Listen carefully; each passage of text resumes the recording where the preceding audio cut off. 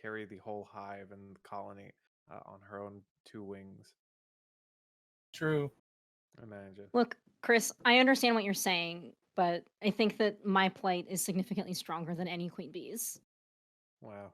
Well, you're necessary in the life cycle of the bees.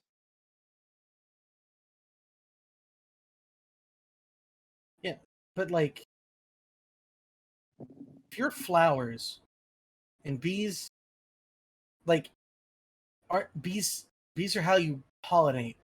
So is that Okay, I'm gonna get up off the floor because I'm in pain, but I'll. Oh my Wow. god, fuck you. Wow. Don't you dare. Thought of that one quickly. I appreciate that. man? That joke really blossomed well. Wow. We just keep going, don't we?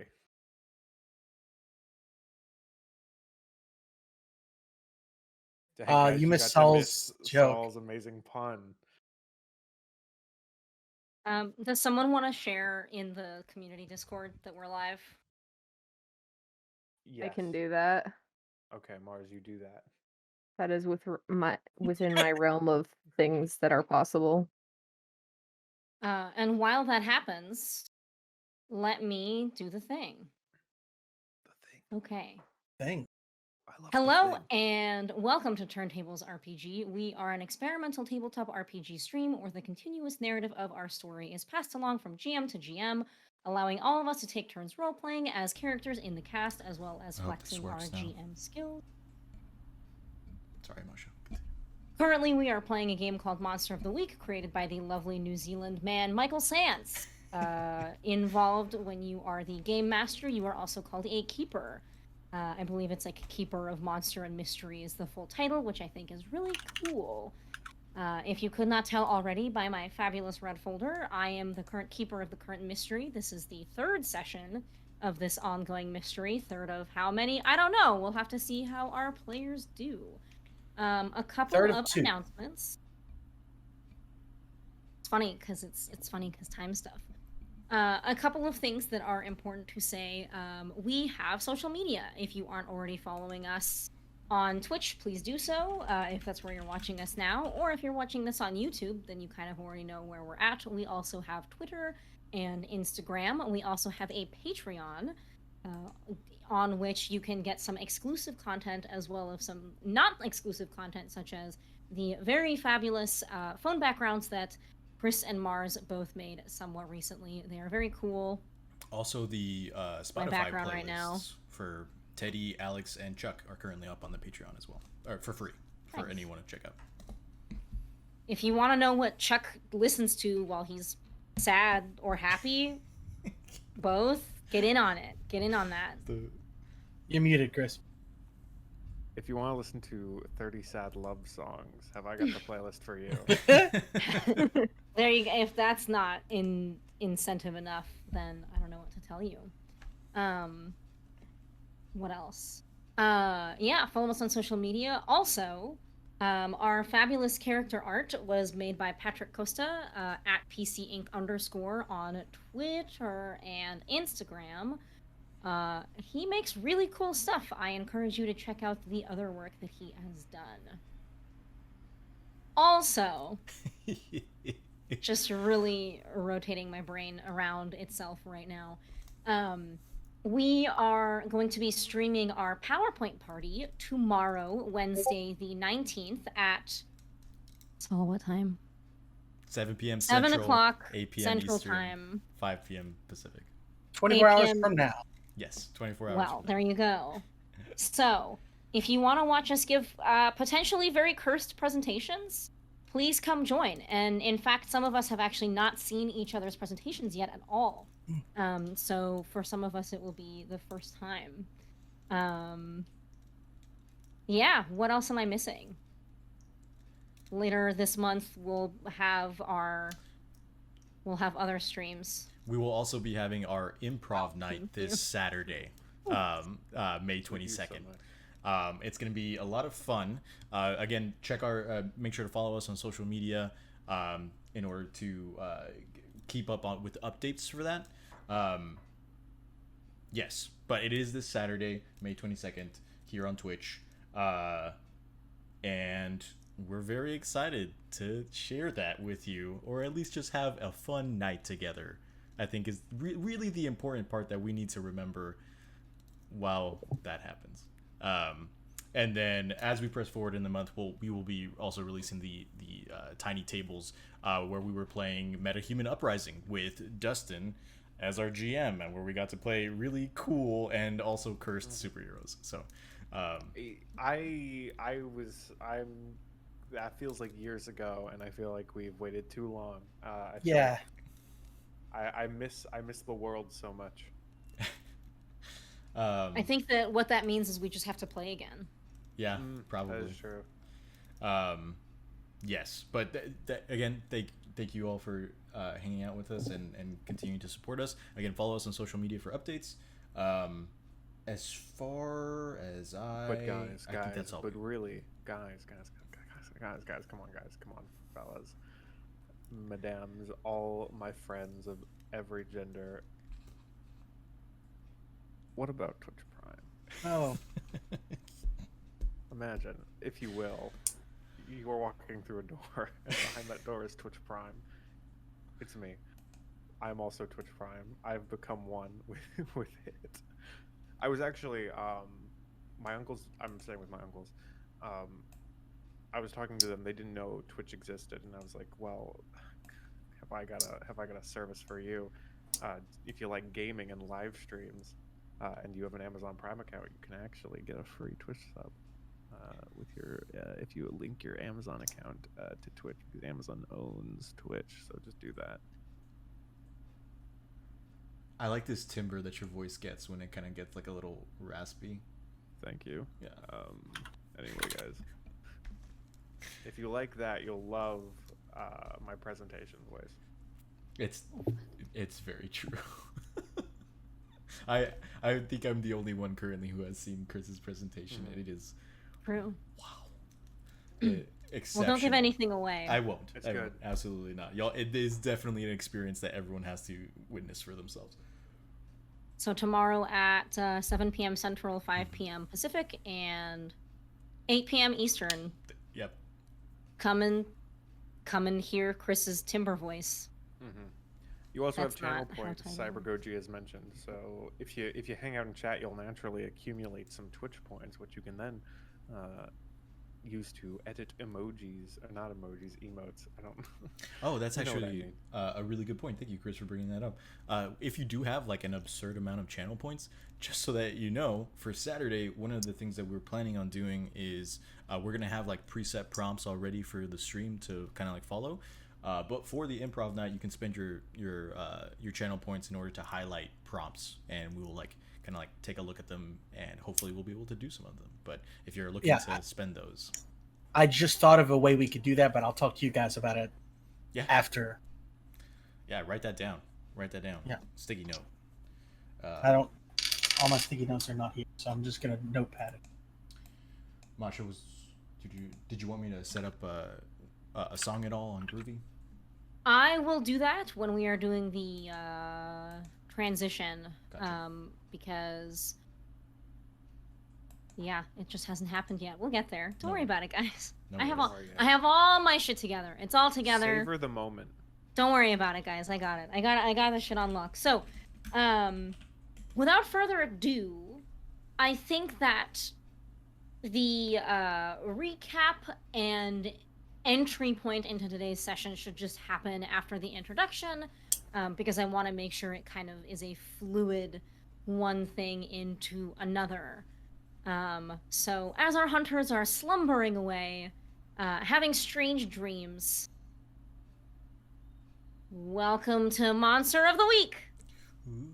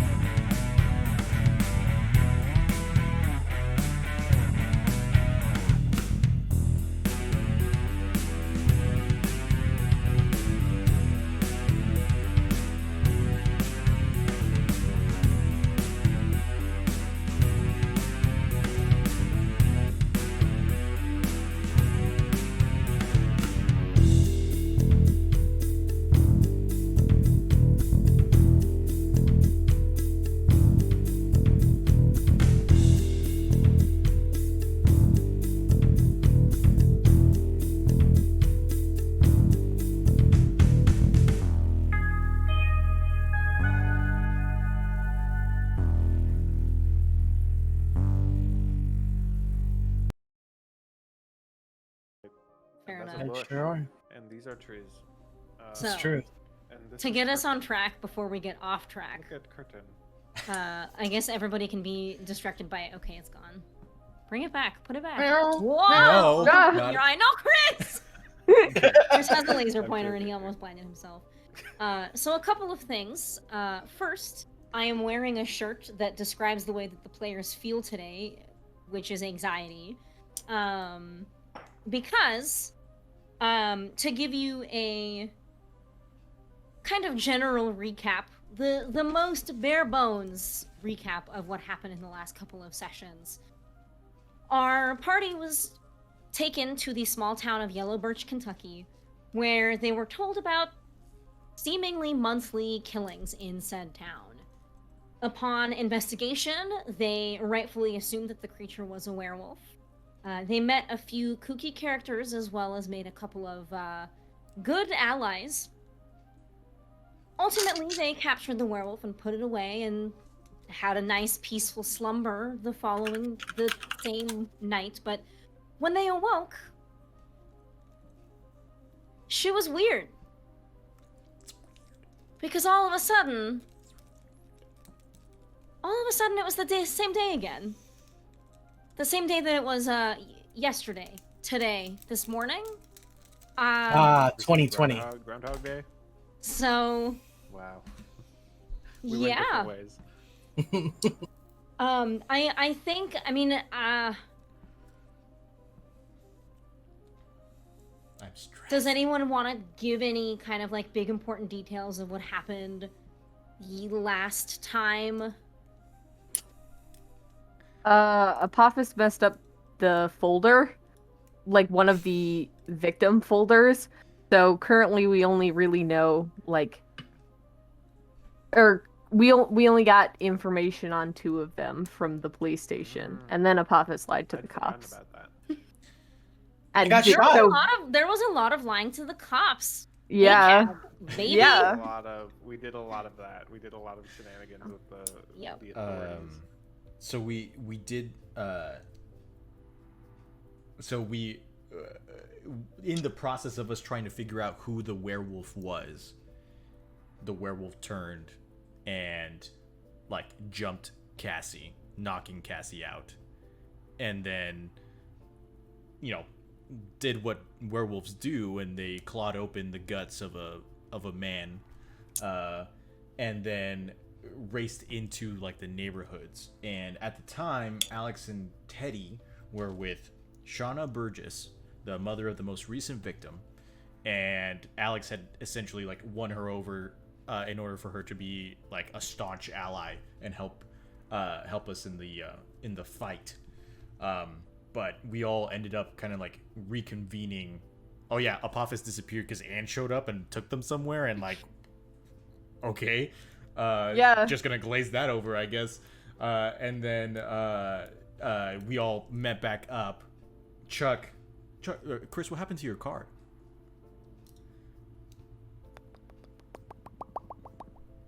All right.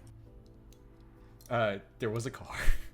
There was a car. There was a car. There was a Um, car, but now the car, well, Well, we'll see. Well, Yeah. Now the car is a car. Anyway, so yes, last session Chuck had found his car, his old car from the 80s and 70s, and was very surprised to see it had been upkept for the many years he had left it on its lonesome. And then, after realizing that both of his party members had left him to be bait on their own free will, unbeknownst to the others, he... Here, hold on, let me just turn that up a bit. So, okay, Oh, so... that's All right, bad. Chris. That's too loud. Sorry, I was told I was quiet. Yes, that's a little better. Thank Yes. you. I Yeah. might be quiet because I'm whispering out of awkwardness. See, what's funny is I had just turned you up just in time for you. Yeah. Just for me to... Okay. Funny. But anyway, so I'm very funny. Oh my gosh, that's so humorous. But yeah, so Chuck then got into his car to search for his teammates, and then the car instantly crashed into a tree, and then he got questioned by the local officer, who we have already been kind of fooling around with, and so Chuck gaffed on him a little more and then ran away, which he then found Cassie, and then provide very quick medical attention to Cassie, and then they went and met up with Teddy and Alex to go hunt the werewolf further. And then Apophis Anne dropped off Apophis and was like, "See you later, baby," and then left. Maybe. I thought you said "see you later, baby," and I was Me like, too. Oh no. That's like amazing. Baby. Yes, and then so we met up together. We came back together and we went over. We essentially followed the werewolf to, I believe, I'm pretty sure, 99% sure, to Stacy Allman's house, and the door had been like busted through, and we Alex rushed in and put himself right in between the werewolf and Stacy, and through some very clever deductive reasoning, figured out that it was Maddie Smith. These two girls were all on a list that we had acquired of young names, of teenage girls within the town who were all friends, and so and Stacy and Maddie were the only ones that on that list who weren't dead, and so yes, and then once we once we got there. Didn't we tie up the werewolf? What did we do? The werewolf bit Alex. Mm-hmm. Alex bit the werewolf. They were trapped in a very intimate embrace. Yes, Yeah. I remember this. Chuck shot it and then tied it up with a hose. Gotcha. After we had knocked it out. Okay. Well, though we had fed it blood from Alex's blood bag, and then it knocked out, and then we. Yes, that's what it was. Yeah. I forgot the blood bag part. Yes, and then we wrapped it up in a water hose. Mm-hmm. And then we took it back to Shauna Burgess's house, put it in a shed, set up watch, and then fell asleep. But we didn't wake up at Shauna Burgess's home. We woke up yesterday morning. Yes. Welcome to Monster of the Week, and then play the intro. Yeah, run Rolling the intro. intro. just you know, just clip in the entirety of the first two sessions in right now and just let them play. Yeah. Yeah. Sorry I to could our do that. viewers. Did you want an end to this mystery? Because psych, you're along for the time loop ride now. So, to kind of bring it into gameplay, where last we left off our fabulous hunters, they had woken up once more in the hunting lodge and gone downstairs to the smell of eggs, bacon, hash browns, toast, waffles, and fruit. And they were greeted by Mayor Louise Smith, who said the sentence while putting her hand out to shake hands with whoever would take it. Mighty fine to meet ya. My name is Louise, and I'm the mayor here. I know that we met last night, but we didn't really get a chance to speak. What's your name? what? I'm Mayor Louise, and I was told that you were the ones from Animal Control. We met really briefly last night when you were dropped off, but it was mighty late. Teddy just kind of looks at everyone. Yeah, Mayor, I am Alex Rose. Sorry, we're not morning people. Can you give me just a moment with my crew, please, and we'll be right back with you? Of course. Can we do an actual a huddle? Yeah, a huddle. Yeah. In the Yeah. lobby. The patented animal control huddle. Yes. How else are you gonna keep the animals out if you're not? Yeah. That's They how might you hear trap the them. planning. Yeah. They might hear the planning if we don't huddle. We got to do that so that they can't hear our plan. We practice humane capturing, both literally and metaphorically. We group hug them. Yes. To death. Anyway, you guys are huddled together. Yes. What the fuck? Anyone? This seems deeply problematic. Could be Now let me just quickly present an idea. Could we got really fucked up last night, and we all had a group experience. What is that supposed to mean? It means we took a lot of narcotics of some kind, and we all shared a trip of sorts. I feel like we would feel rougher. I always feel rough at this point. I don't. Right, but that's because the 80s, Chuck. Yeah. Well, yeah, it is the 80s. Yeah. It was really. I'm feeling the 80s. In my 80s. I don't know how old I am. I think. Is there like a newsstand in this lobby by chance? Like with like, it's a small town, so I'm assuming maybe hopefully it has like a newspaper or something. Yeah, I think so. I think next to the like Yellow Birch baseball caps, there's a small newsstand. I think Teddy will take one of the newspapers and just bring it back to the huddle, and so it's the same day that it was yesterday. Granted, we could look on our phones, but like props are important. So I think Teddy's just gonna kind of look at the rest of the group and say, we all remember what happened, right? Like, Yeah, we just arrived last night. We met with the mayor briefly, and we got put up in the end. Teddy immediately looks at Alex.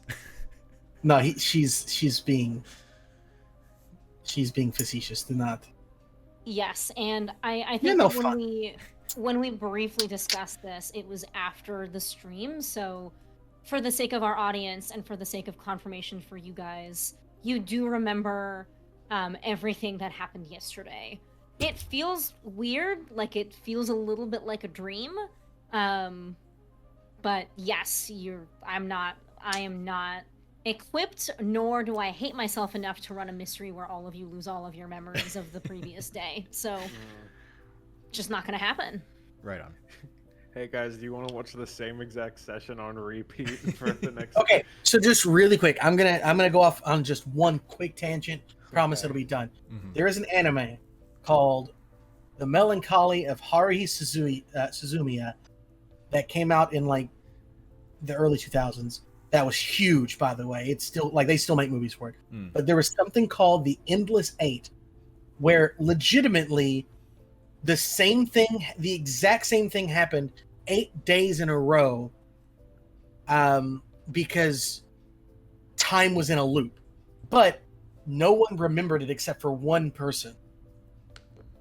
And they were just but they didn't tell anybody about this. So people were so confused when 8 weeks in a row they just watched the exact same anime episode with like the smallest of details changed. Like someone was wearing a different t-shirt, or they ate something different for lunch or something for 8 weeks in a row.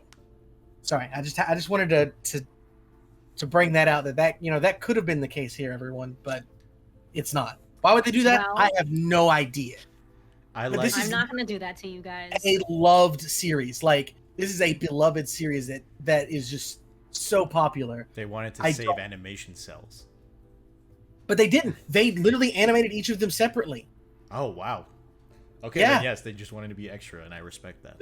They're insane, is what happened. Anyways, sorry, tangent over. I just wanted to share that. I was like, what? I don't think we've ever gotten Dustin facts before. That's cool. I like that. Yeah. Right. So huddle, newspaper. We know stuff. I think Teddy's like doing a lot of mental math right now, and he's just gonna say, right. So we remember that, and he kind of like looks around. Maddie Smith is the werewolf. And Okay, but do we remember that? Who?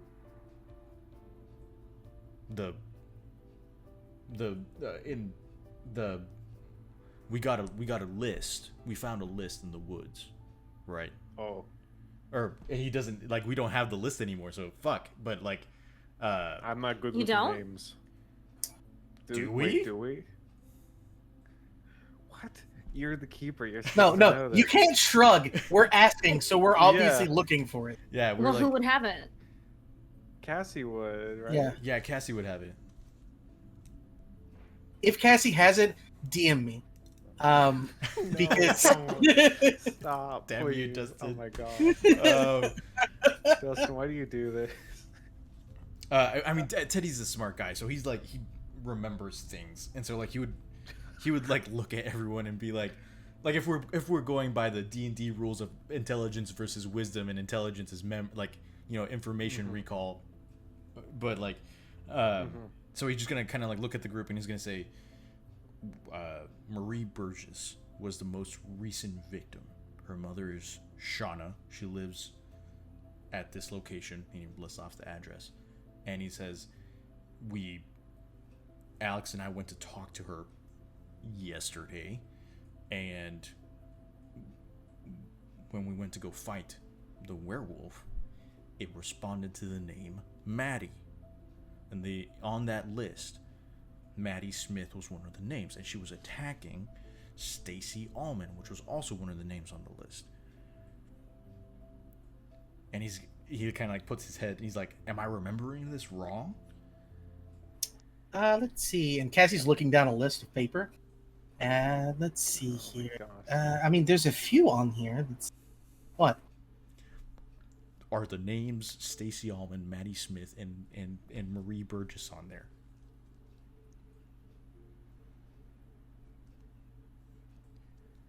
I mean, it's not their full names. Right, but their first names. What is the point? Is this a bit you're doing? What is the I mean, I'm. What do you get out of this? Listen, it is early and my brain is broken at the moment, so hopefully getting some humor out of this can relieve some stress, if nothing else. Look, the fact of the matter is, we know who the monster is now. Okay, we can. Oh, this is like a baby Hitler situation. Okay, well, not that in extreme, but we could Oh, we could neutralize humanely Like a baby Hitler. Maddie Smith before before the moon rises. That sounds like a good idea. Only problem is that she's a teenage girl, and if a group of adults try and attack a teenage girl in a small town, I don't think that's going to go over that well.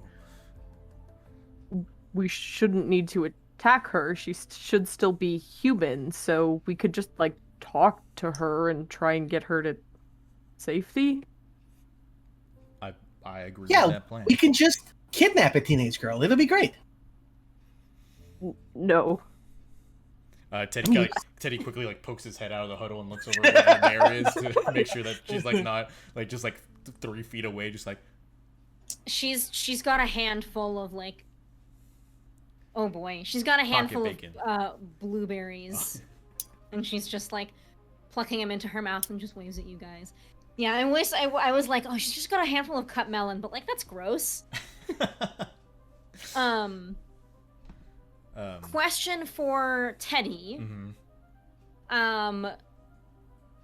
What would you have done with all of the gear that came down from your satellite like before I went to sleep? before going to bed? Okay. Well, I handed most of it out to everyone. That's so, right. Yeah, pretty much the only thing was that like I think I gave the canister that it came in to the Burgesses to recycle if they could. But yeah, everyone. Yeah, essentially they were all just like silver weapons for everyone to have, so I would have passed them out. Mhm. Yeah. So, Okay. are we just going to ignore the fact that Cassie has something that came from later today, or are we just going to gloss over that fact? Listen, if you want me to sit you all down and explain string theory, I can. I'm gonna need a strong cup of tea, but I can. But for right now, we're just gonna go with it. But what I mean is, what else happened like that?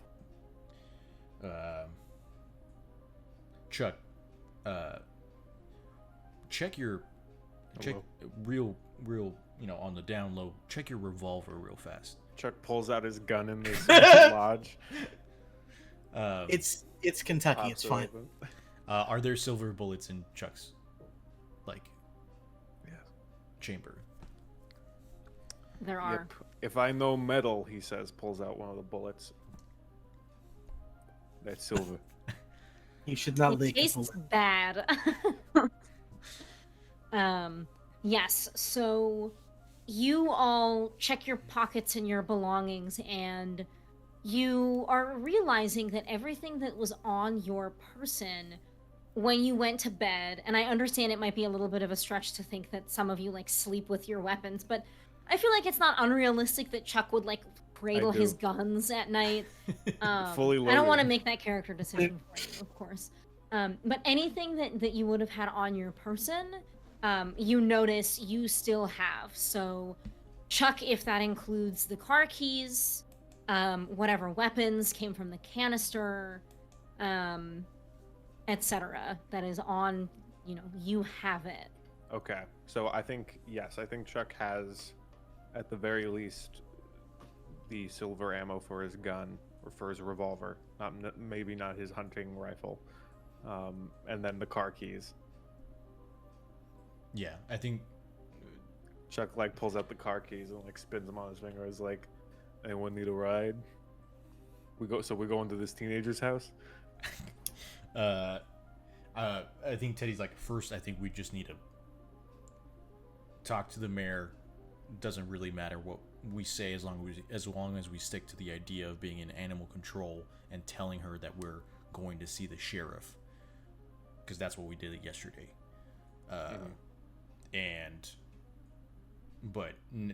We only went to the sheriff yesterday because we needed the information about what was going on. Now we know that, so I think we just need to talk to the mayor and get out of here and formulate a new plan. We could potentially collect the information that I damaged yesterday as well, if we want to get even more knowledge about the situation. Could be. We just gotta... And he just kind of looks over and kind of smiles and nods at the mayor. Get out of this certain situation. Okay. And break. And Teddy just kind of steps away from the circle awkwardly. Amen. Thank you all for participating in our mandatory animal control prayer. We will get those possums. If God willing. Well, so if y'all don't mind sitting down with me here, having a bit of breakfast, I can tell you the information that you need to know, and of course, any information that I can't give you, you can probably get from the sheriff. Mm-hmm. Right. We know nothing. Teddy will walk over and sit down, and just kind of grab the coffee canister and pour himself some, and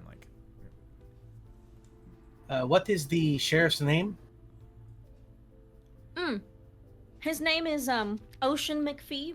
You can't miss him. Where is that located? Well, you're in luck because it's actually right across the street. Ooh, Chris! Yeah. Ooh, baby! Oh, look at the Ooh! plating. He can't even hear us because his headphones It's are out. true. Yeah. Ready to say it again? Ooh, Look Chris! at that Oh, what do you Did it have? all again. I already heard you guys do this. I like how you guys committed to the oh baby. It is, Who are we if not a group of people that commit to the bit a little too far? this is lamb Oh, pasta. Lamb wow. ragu. That is a sexy pasta. Ragu, not the brand. I asked. Oh God. You got it. I'm just gonna move this tray. We're all just watching. I think we're all. I mean, I'm a little hungry, but True. Yeah. Yeah. it's today. Today we are all Cassie, endlessly hungry. So yes, you have the name of the sheriff and the location of the sheriff's office from Mayor Louise Smith. Mhm. Teddy, you've grabbed a cup of coffee. Out of curiosity, Mayor, can you tell us a little bit about?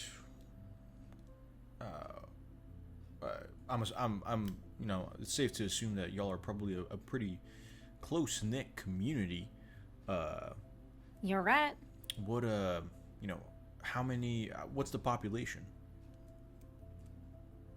Yeah. Don't do this to me.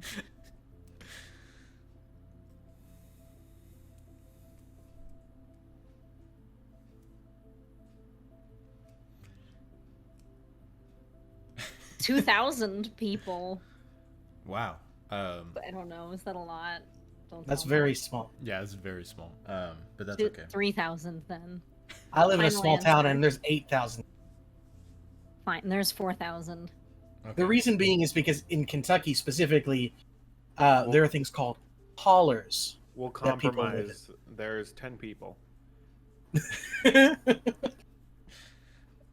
There's 4,000 people, and Masha has a name, a backstory for every single one. Well, I mean, we're gonna be Try repeating me. time. Fucking try me. We have all the time in the world. Yeah, if we're gonna be repeating time, we can just meet new people every single time through. And You sure can. Let me go ahead and pull up my pull up your notes, right, of all 4,000 people. Uh-huh.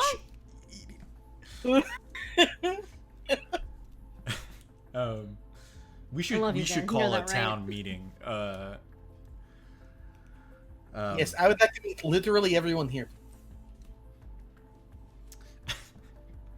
I think Teddy says to the mayor, 4,000. Wow, that's you're absolutely right. That is a pretty close knit community. Is there anything that you could tell us about the attacks that maybe Sheriff McPhee might have mentioned to you about being odd, other than the the ferocity of the wounds?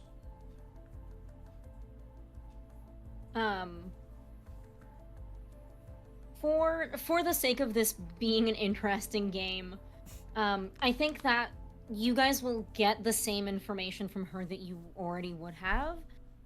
If you are trying to get something additional, something that you may not have asked before, then let me know that is what you are doing specifically. And obviously, if you're looking for an answer to that question that's different than what I said before, Yeah. you're welcome to clarify that. Nope. But I don't want to just hash the same details over and over because that won't be interesting for you guys. Could I ask a totally different question of the mayor then? Yeah, I mean, go for it. You can certainly try. Yeah. So Ask her out, Teddy. Do it. Ask her out. they info dump, and Teddy's. So what are you Teddy, doing this afternoon? Teddy's nodding.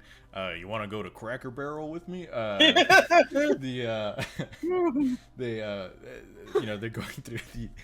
They're going through the and then Teddy's like, I think Teddy again is doing the mental math in his head. Also, as a heads up, Masha, I told Dustin and Mars, but I forgot to tell you, we leveled up, and so that's right. I bumped up Yes. I bumped up Teddy's weird to +3. Sick. Yeah. Nice. So Teddy's kind of I also leveled up. yes, I remember. Do Yes, we there wanna- was the two of us. Do you guys want to share what you picked? Chris, do you want to keep it a secret? Chuck feels weirdly more prepared to investigate a mystery and protect people. Okay. Cool. Yes, and so I think narrative-wise, I think Teddy's just like a little bit more kind of like thinking about all the numbers, and that just kind of like a signifier of his weird going up, whatever. Narrative-wise, Chuck is more alert. There's a fly.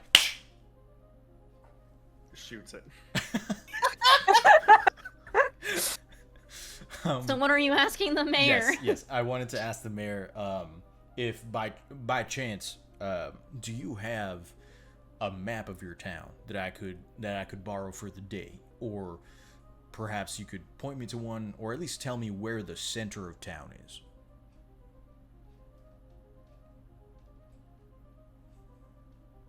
I gotta stop eating granola bars while we play this game. There's a lot more chewing than needs to happen otherwise. Well, sure thing. I can definitely give you a map. It's not entirely up to date, but there hasn't been all that much new construction around here besides houses in the past couple of decades. And I can get that to you from my office. I don't have a map on me unless you wanna you count that. And she points to a large map that's on the wall of the hunting lodge, but it's one of those like painted, like not actually accurate ones. That's just like houses, Right. doors, Trees. Yeah. trees. Yeah. Here there be monsters. Yeah. And what was what was the second aspect of that question? If she knew where the center of town was. Yes. Teddy means like the exact center of town, but like, she could, The exact center of town. That's kind of a weird one because within our town, our kind of town limits here, there's a lot of wilderness, a lot of trees. I'm sure you saw them on your way in. They look a lot nicer now in the daytime than they do at night. At night, it's just dark and a little bit scary. Right. But I would say that the center of town, probably most likely kind of on my office. They definitely try to put the important administration at the center of everything as much as they could have. Right. Okay. That's good to know. It's just, in these kinds of situations, we tend to work from in to out, so that's good to know. But we won't take up any more of your time, Mayor. Thank you. Oh, no worries at all. I'm about to get myself a little bit more of those blueberries. They're in season. Are they? Are blueberries in season right now? Don't know. I see them at the grocery store, but I live in California, so... As in, like, everything is always in season. Ah! They are! Hello! Nice. Cool. Typical harvest dates. Mid-May to end of July. Nice. That's right, baby. That's right, baby! Hell yeah. It's all planned. I We feel so planned it. powerful. It's all scripted. Yep, she planned it all. No. It's in her notes. I just saw Cyber Goji's comment where they said soon there's gonna be 3,999 people. Cool. Go ahead, Morris. Oh, while Teddy is talking to the mayor, I think Apophis is trying to not look at the mayor because he has snake eyes, which can set people off We need to in get you terms of shades. yeah. But is instead trying to tune in and attune his mind to a monster or a minion. But specifically not trying to, tune in with the werewolf, but see if there's anything else out there, I guess. Good call. Okay. Can you read me the descriptor of, like, what that entails? Yes, tune in says you can attune your mind to a monster or a minion. Roll plus weird. On a 10 plus hold 3, 7 and 9 hold 1. On a miss, the monster becomes aware of you. Spend 1 hold to ask the keeper one of the following questions and gain +1 ongoing while acting on the answers. Questions are: where is the creature right now? What is it planning to do right now? Who is it going to attack next? Who does it regard as its biggest threat? And how can I attract its attention? Okay.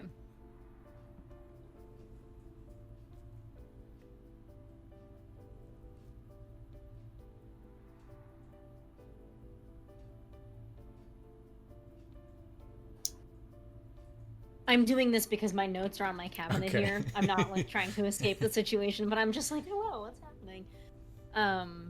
Go ahead and roll for it. Okay. That's a 6 plus 3. 9. Okay. So that's one question from the list, correct? Yes. I'm going to ask, who does it regard as its biggest threat? It's me. Pulls out gun. It's never Chuck. This 16-year-old girl turns into a werewolf, just happens to know about the silencer from studying the 80s. Yeah. Mommy, I'm scared of the silencer. Don't worry, baby. The silencer's not real. He can't hurt you. He's retired. How do you know that? Mommy has a past. Oh my god. She turns off the light. She hears the closet door open. Hey, you got any big Z's in here?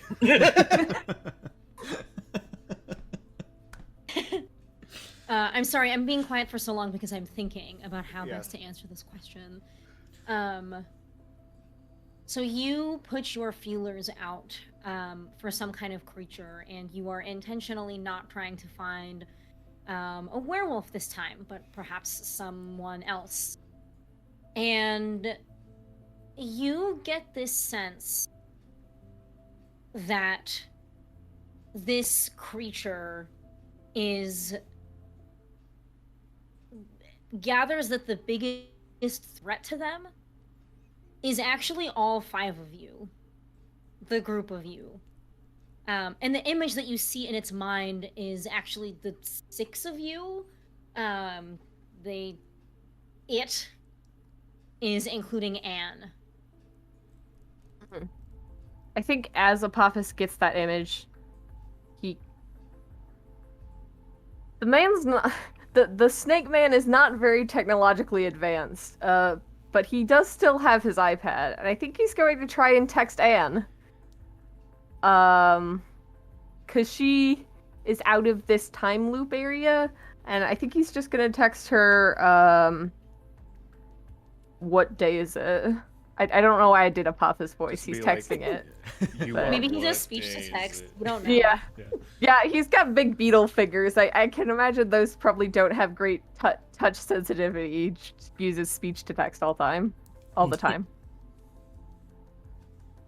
Yeah, so you unlock your iPad, close whatever apps you've had open. I was gonna say you close Vine, but Vine doesn't exist anymore. R.I.P. And Didn't Teddy say he had Flappy Bird? Teddy had saved a bunch of vines on Apophis's iPad. right, but they're it's just not in like like an the app. photo Yeah. app. Just Yeah. they're just downloaded Vines. So yes, you see it's the screen is the Vine of the guy who like would have lemons in his mouth and then spit them out while like screaming. If you guys aren't familiar with that, then that's a very fucking weird sentence for me to say, but you know. I wish I wasn't familiar with it. And you pull up your messaging app, you start typing a text to Anne, and when you hit send, you get that little like red exclamation point that pops up when a message just doesn't go through. Apophis doesn't know how technology works. He's just gonna be like, oh, maybe that means she read it or something, and then just put it away. It means it's important. Yeah. And just wait for a response for later, I guess. I suppose he also expects to see her later, maybe, so he's not feeling too urgent about it. Question for the keeper. Yes. Are there town maps in this lobby? Like, would the lobby of this hunting lodge have town maps for sale?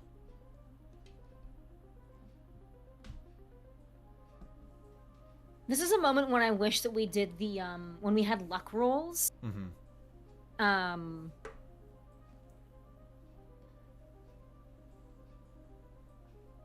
I mean, there's nothing stopping you from Doing it. doing that. Yeah. Yeah, let me pull up the rules for a luck roll. Because I don't have it off the top of my head. Mm-hmm.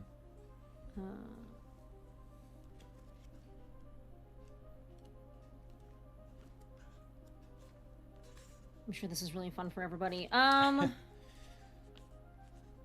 this is happening, Chuck's doing a little jig. The luck. Cassie's eating. In reality, Chuck is Just like eating what with you can Cassie. use the luck points for, or So, let me explain what rolling luck is.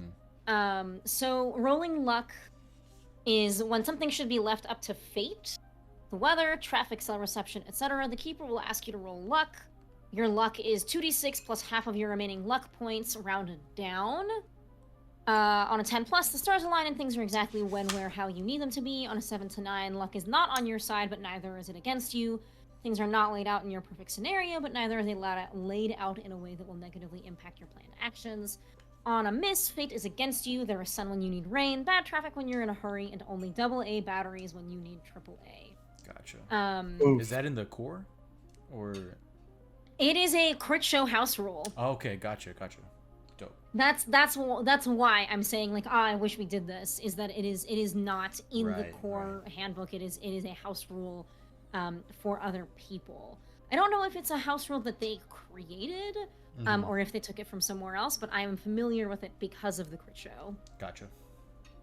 And I feel like what you're asking for, maybe not necessarily like the most pertinent, the best time to really use something like that, just because if you fail, like things are going to be terrible. Right. Because the mayor already said that they would be willing to give me a map. It's just like, it's the follow up. You know, Teddy's busy. He's got a time loop to deal with, a werewolf on the run.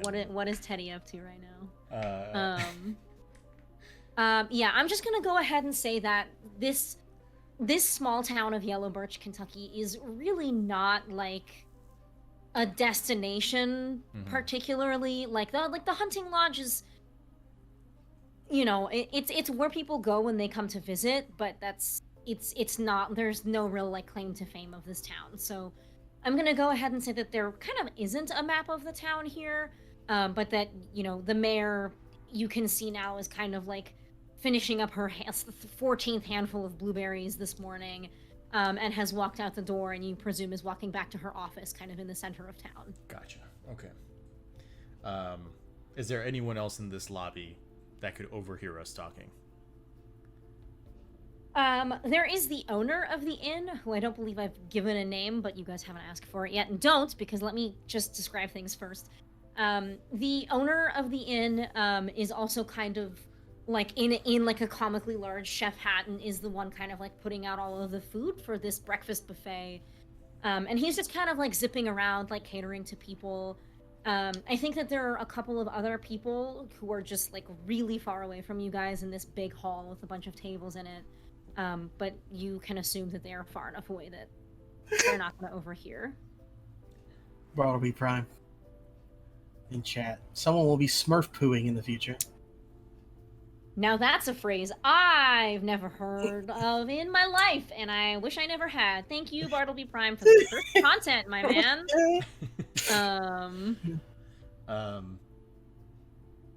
Yes. Okay. So then, Teddy's just gonna kind of look at the rest of the group and say, "Right.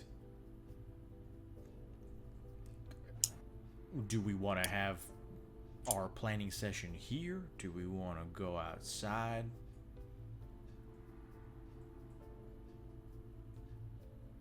Well, last time we made plans in the woods.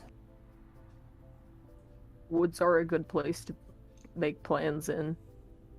The woods are where my car is. Right. But even still, that is... Actually, there is something that I would like to do in the woods that may change our plan. Sure.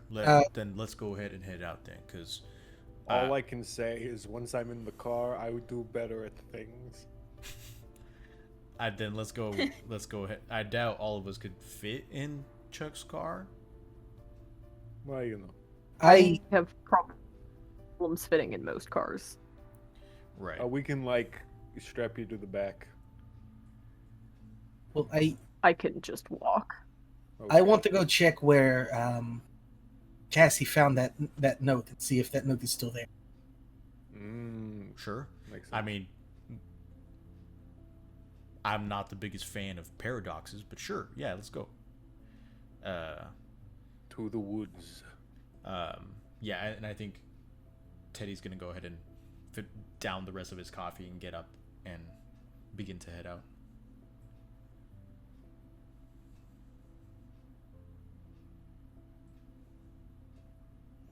Okay.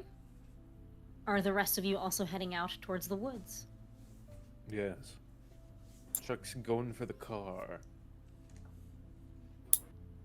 Okay. Chuck is going for the car. It sounds like Cassie is going for that clearing in the woods. Alex, Teddy, and Apophis. Well, Alex is the way? one who wants to check the Cassie. Mm-hmm. Alex Okay. was the one who wants to go to the clearing. Yeah, I think Got it. for the time being, we're walking together. At Okay. a certain point, Teddy will go back to the mayor's office to get that map.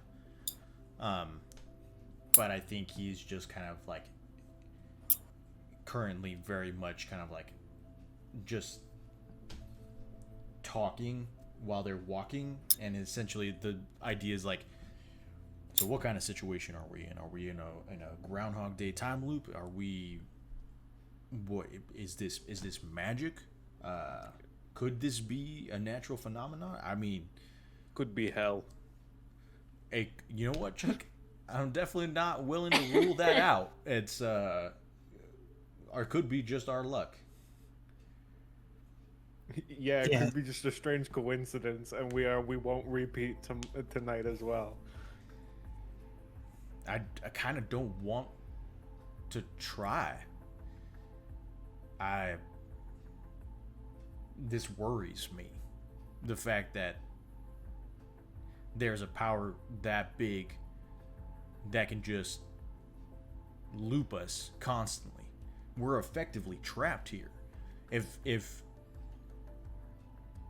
you know, if this is the Elapids, then we're sitting in molasses, just moving real slow over and over again until they just swoop in from the outside, because we don't know if this is like, it's relative, so everything around us could still be moving at a normal pace and we're just stuck. Mm-hmm. I have Sorry, please.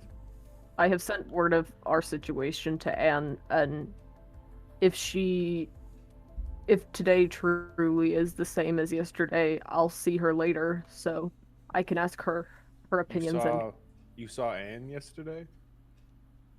Yeah. What happened? Why did she? She is having a rough time. You know, I saw. I mean, aren't we all?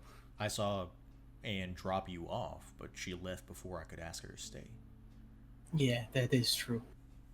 Yeah, she's busy with work.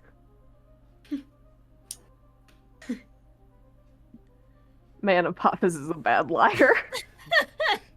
If only one of us had the ability to tell when people are lying. Bummer. I don't think we need that at this point. Yeah, Well, No. If only there was a way. They're an impenetrable wall. And Apophis is like shifting their eyes and like, Yeah, kind of like moving from side Sweating to side. profusely. Walking a little bit faster. Yeah. One of the points of me wanting to go is to see what kind of situation that we are.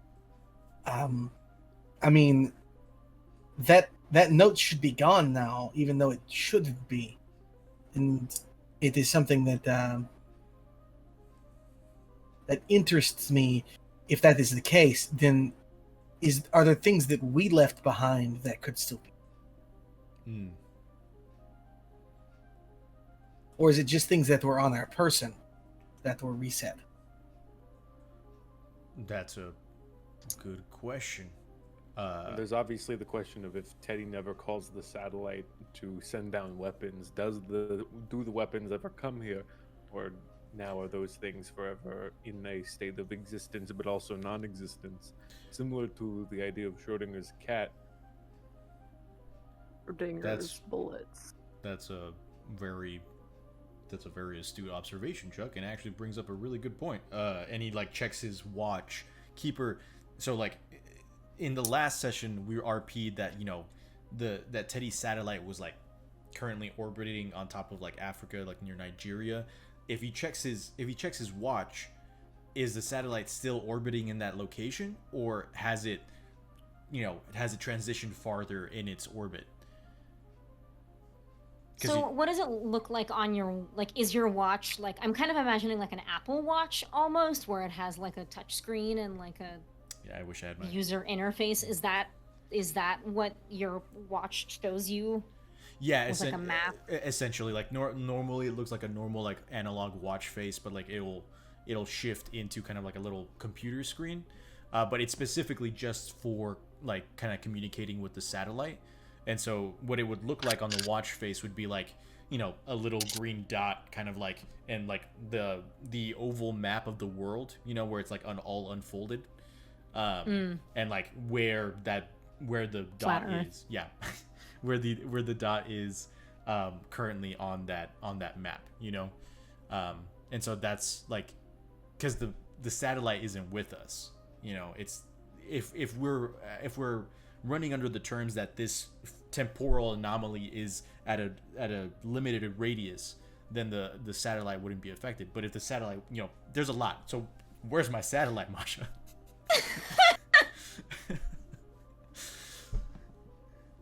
Oh, brother. I'm kind of regretting doing this to you guys and myself. So, Teddy, you pull up your watch and you're looking at it and trying to like pull up the location of where the satellite is. And you see that green dot bouncing from where you knew that it was yesterday to where you feel like it should be in the future. And it's just batching back and forth and back and forth and back and forth until you get this like error message, this like satellite with like a, you know, like the squiggly line, you know what I mean? Yeah. And I think that you hear a little AI voice go, "Cannot make connection to satellite. Y'all Try again later. remember the Alamo." Remember the Alamo." Okay. I think Teddy will shut off his watch and just kind of look at the rest of the group and say, right, so personal hypothesis right now, it is a limited field. The outside world is not affected. My watch was reading my satellite to be at, in due course, it, like if a day had passed, it would be in the correct location, but it was also reading it from a day before, which means that in the case of my technology, it's reading it as a day before. And by day before, I mean like today. Right. Like, yeah. But I think like Teddy is referencing it as like the day before because they had like lived that day, and so like he's like, but it's today and the same time. I don't know it.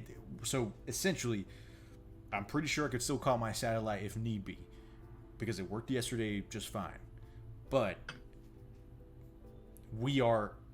it is relative.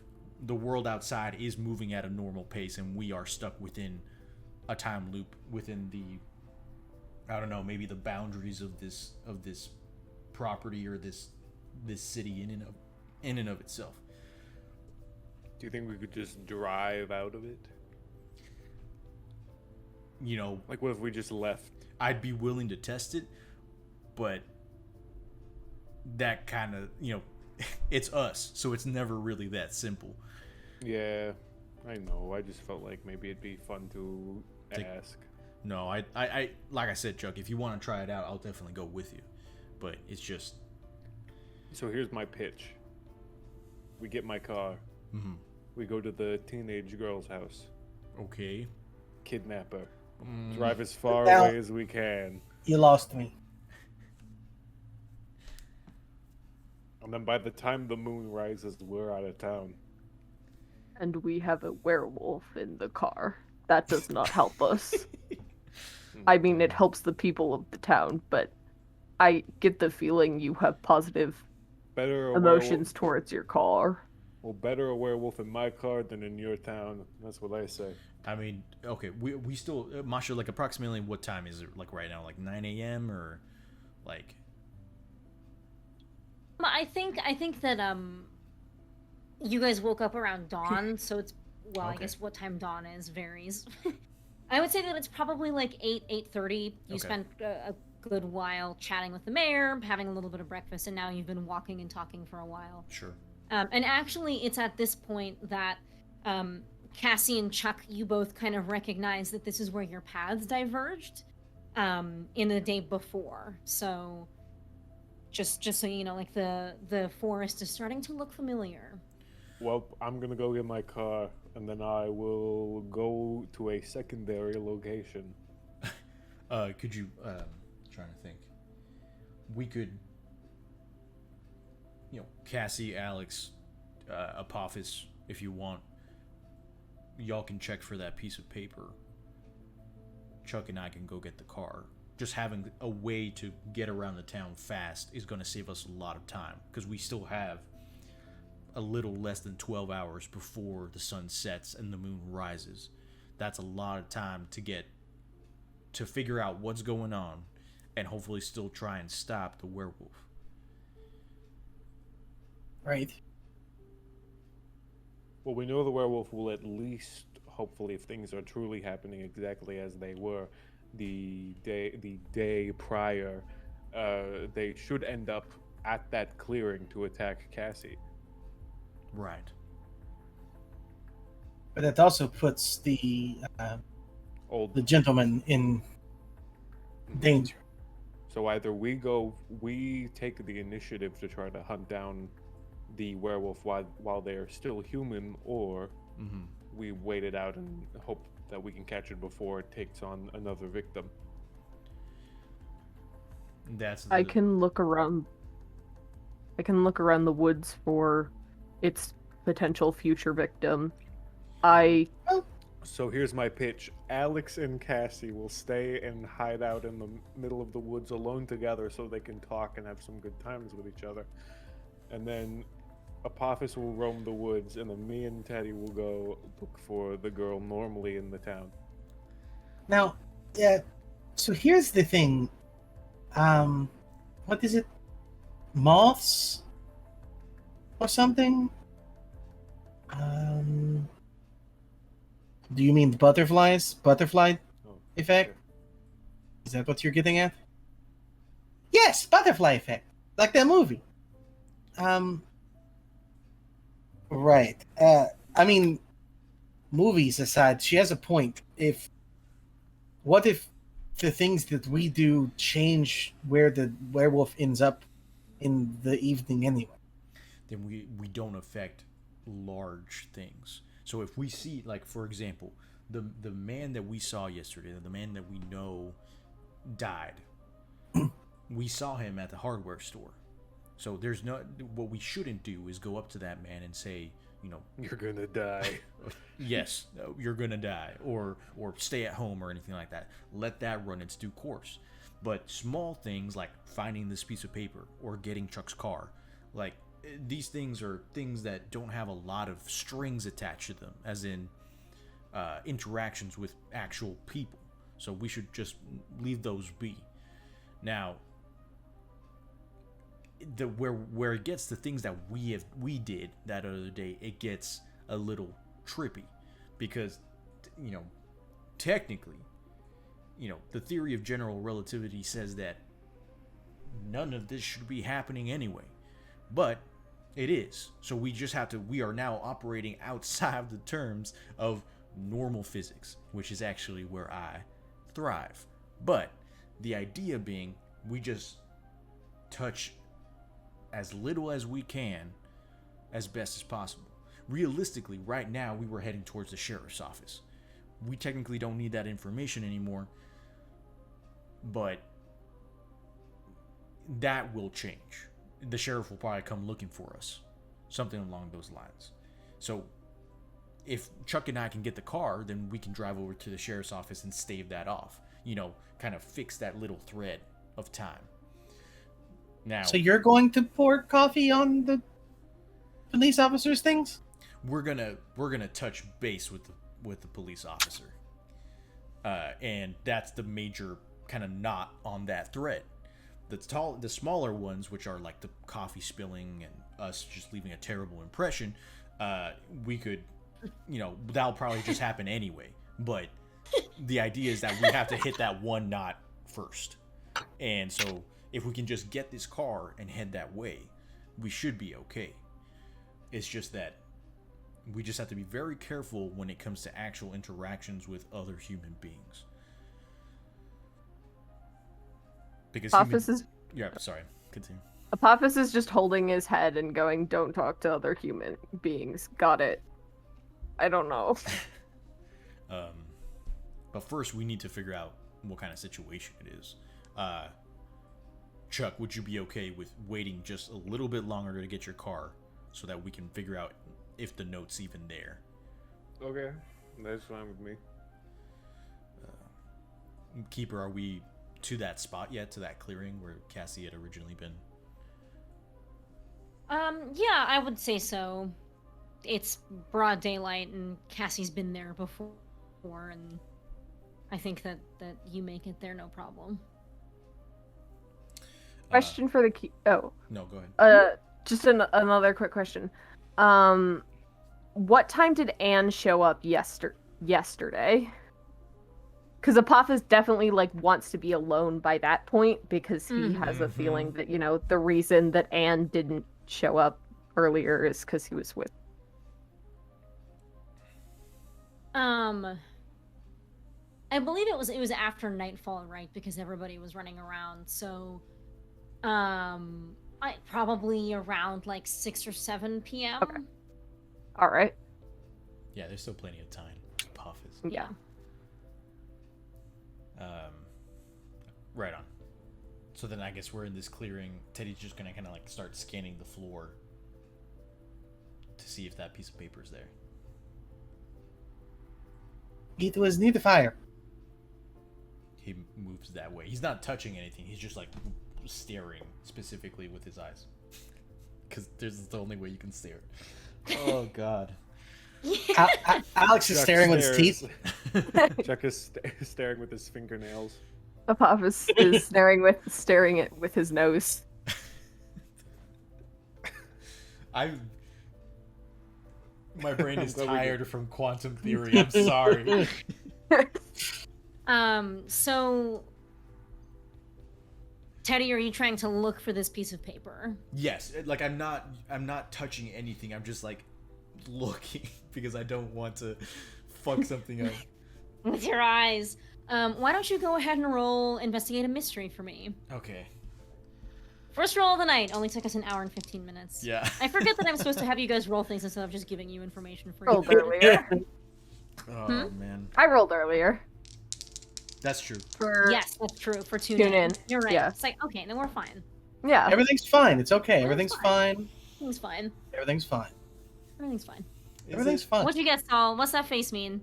Come on, babes. What is it? Give me the... I rolled a 1 and a 3. With a +1 is 5. Huh. Can Alex help out? It would still... Oh, no. Yes. Alex is special. Alex can help. Alex, because it was Alex's idea to come here. That is true. This was Alex's plan all along. So. Okay. How would he be helping? Would he also be looking with his eyes? Alex is touching stuff. Alex is not afraid to touch things. Oh, fuck. Okay. Yeah. Go ahead and roll for help out. Okay. 8, 9, 10. So that is 10. Enjoy your +2 Thank you. to your roll. Don't you have... Oh, no, never mind. That's for 12 plus. Yeah. So plus, it would have just been 12. But 7 to 11 is +2 there. Yep. So it's just a 10, nothing negative. That's a 7. Yes. So you get 1 question for investigate the mystery. A mystery.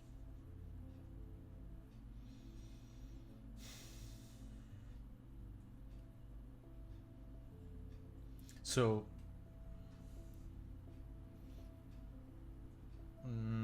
Okay. And I'm not saying that this is something that you should do right now. However,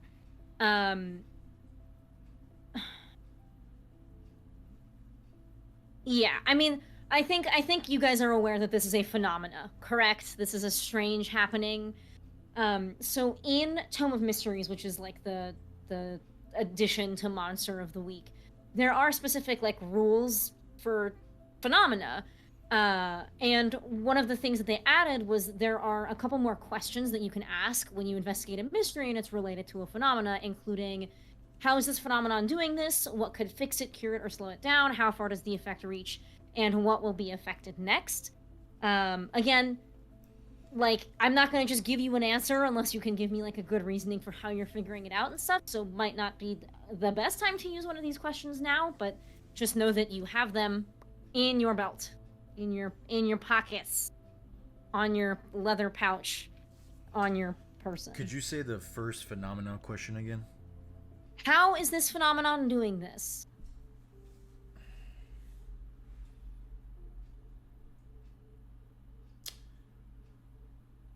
I think if it's okay with the keeper, I would love to ask that specific question. And, Okay. I think I would probably Teddy would probably be watching, like he's seeing with his eyes, and Alex is shifting around, and he maybe sees the piece of paper. Or depending again, this is all up to the keeper, but like maybe he sees something, right? And he's just gonna kind of call to Cassie to bring over her piece of paper, and the idea being trying to figure out, is this within the realm of physics or is this magic, essentially, or like maybe a mix of the two. Like, are the papers going to become one? Are they going to just kind of like evaporate into photons and quantum matter? Who knows? But like, I want to see what happens when they get in close proximity to each other, so that I know what this could be. Oh boy. Yeah, so the two of you are looking around this campfire, and Alex, remember, what are you holding up? I'm holding the book. I'm stressed, so I'm holding something. Okay. This is it. This is the name of the game today. Yeah, so Alex, you look around and, even though Cassie was holding it tight to her person, you did get a good glimpse at this sheet of paper with the charred edges that had the names of all of the girls on it. And looking in kind of the center of the fire pit, you find it. And you hand it off to Teddy. Teddy, you are looking at this sheet of paper. It looks like a normal-ass sheet of paper. It's got these names on it. But you feel it kind of pull towards Cassie. And Cassie, the same thing. You feel the sheet of paper that you pulled out of the fire the day before kind of tugging out of your pocket. What are you doing? She'll reach down to grab at the piece of paper and hold it. As you hold it in front of you, you can tell that it wants to meet the other paper. Should we let that happen, or is this something that we should? And like, she's just holding it casually, like, should we just? This is beautiful prop work here. Thank you guys. I love you very much. How strong is your grip? Oops! And then she lets go of it. Okay. The paper that flew out of Cassie's hand merges into Teddy's paper with a slight sparkle. Teddy, the paper that you're holding doesn't really look any different. For a split second, I was like, this is physics, and this thing's about to rip into a million pieces and take Teddy's other arm with it. Oh no! Maybe on a failed roll, yeah. but... Okay, so it sparkles. Yes, and in all of you watching this happen, though not all of you are familiar with, the varying differences between science and magic, Teddy, with your experience and your background, you know that this leads more to like a magic background. And yeah, similar thing. You, with a fear in your heart, were just like, I'm gonna fucking die here. You are not dead. The two papers have merged into one. Teddy holds up the piece of paper and he says, "It's magic." Oh, good. Let's find out what kind. Can you do that? And he kind of like looks at Cassie and he's like, "Is there a way to reverse this kind of thing?" Is there a way to reverse this kind of thing? I don't know. Oh my God. Cassie. Classic. Classic Cassie. Because if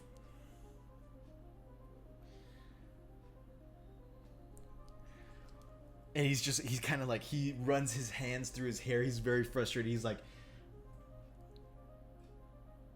there's it's still affecting time, and time has rules. It's just that magic cheats. If I was Well- in my car, I'd be so good at this right now. Magic has rules too, you know. I mean, I'm sure it does. It just never tends to have rules for the bad guys, but whatever. And he kind of like, he's like, I still think there's a way we could get out of this. I hope so. And Teddy's like, If not, it would make the finale pretty lonely with just Anne. Teddy's like, ooh, Teddy, you know, I think for the first time you all see Teddy kind of like dip into that real mad scientist look. Yeah. And he kind of like holds out his hands and he says, okay, realistically, Stephen Hawking said that this is impossible, but fuck Stephen Hawking. No, thank you. He looks at everyone and he says, this magic is affecting the flow of time. Science can do the same thing. The only difference is that science needs an event horizon. And that means making a black hole.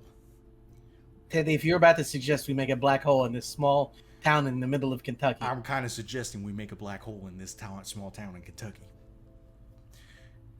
So, normal theory says that even a micro black hole, created under the right circumstances, would just evaporate in Earth's atmosphere.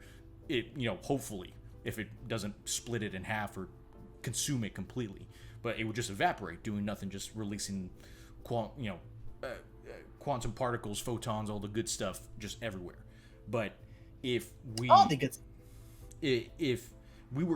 if we were able to keep it stable for just a second, the magnitude of the gravity, the event horizon itself, I theorize would be enough to shift this town out of the time loop, and just like for a split second, in order to flip it out. So anyway, I'm gonna go get my car. I just want to kidnap pause a for child. I just want to pause for just a second, and like during Saul's like just like during Saul's description, it just zooms in on Masha's head for just a second, and we see inside of her brain and see it like just burning a bunch of papers and plans that she had. SpongeBob episode. Yeah. The name. What's the name? Technically, Masha told me, don't destroy this small town by crashing my satellite into it. She never said anything about black holes. Say, yeah. So, yes, Mars. Go ahead. Papa slowly raises his hand and looks at Teddy and says, "What is a black hole? Oh. Is it just, Kabaga. do I dig? Because I can Similar dig." to you. Yeah. So a black hole. It eats suns. It can, most certainly can. Which is actually probably why I would need your help. I will consider it. Sure. I feel like I am signing up for something I know very little about and So- could potentially be dangerous. And he's like, you see him just, again, he's like, his fingers are tapping and he's doing the mental math, and he says, right, so the only way that we could actually create a black hole is if we created a super collider, which, Okay. if I call down I'm gonna get my car. if I call down my satellite, I should have the proper tools in there. But essentially, again, theoretically, the super collider needs to be 1,000 light years apart for this to even work at all, and it has to be in a super dense environment. But I could finagle some things, duct tape some things together, and if we just increase the speed and apply more energy, then My we should God. be able to do it just fine. Now, the idea being, This is...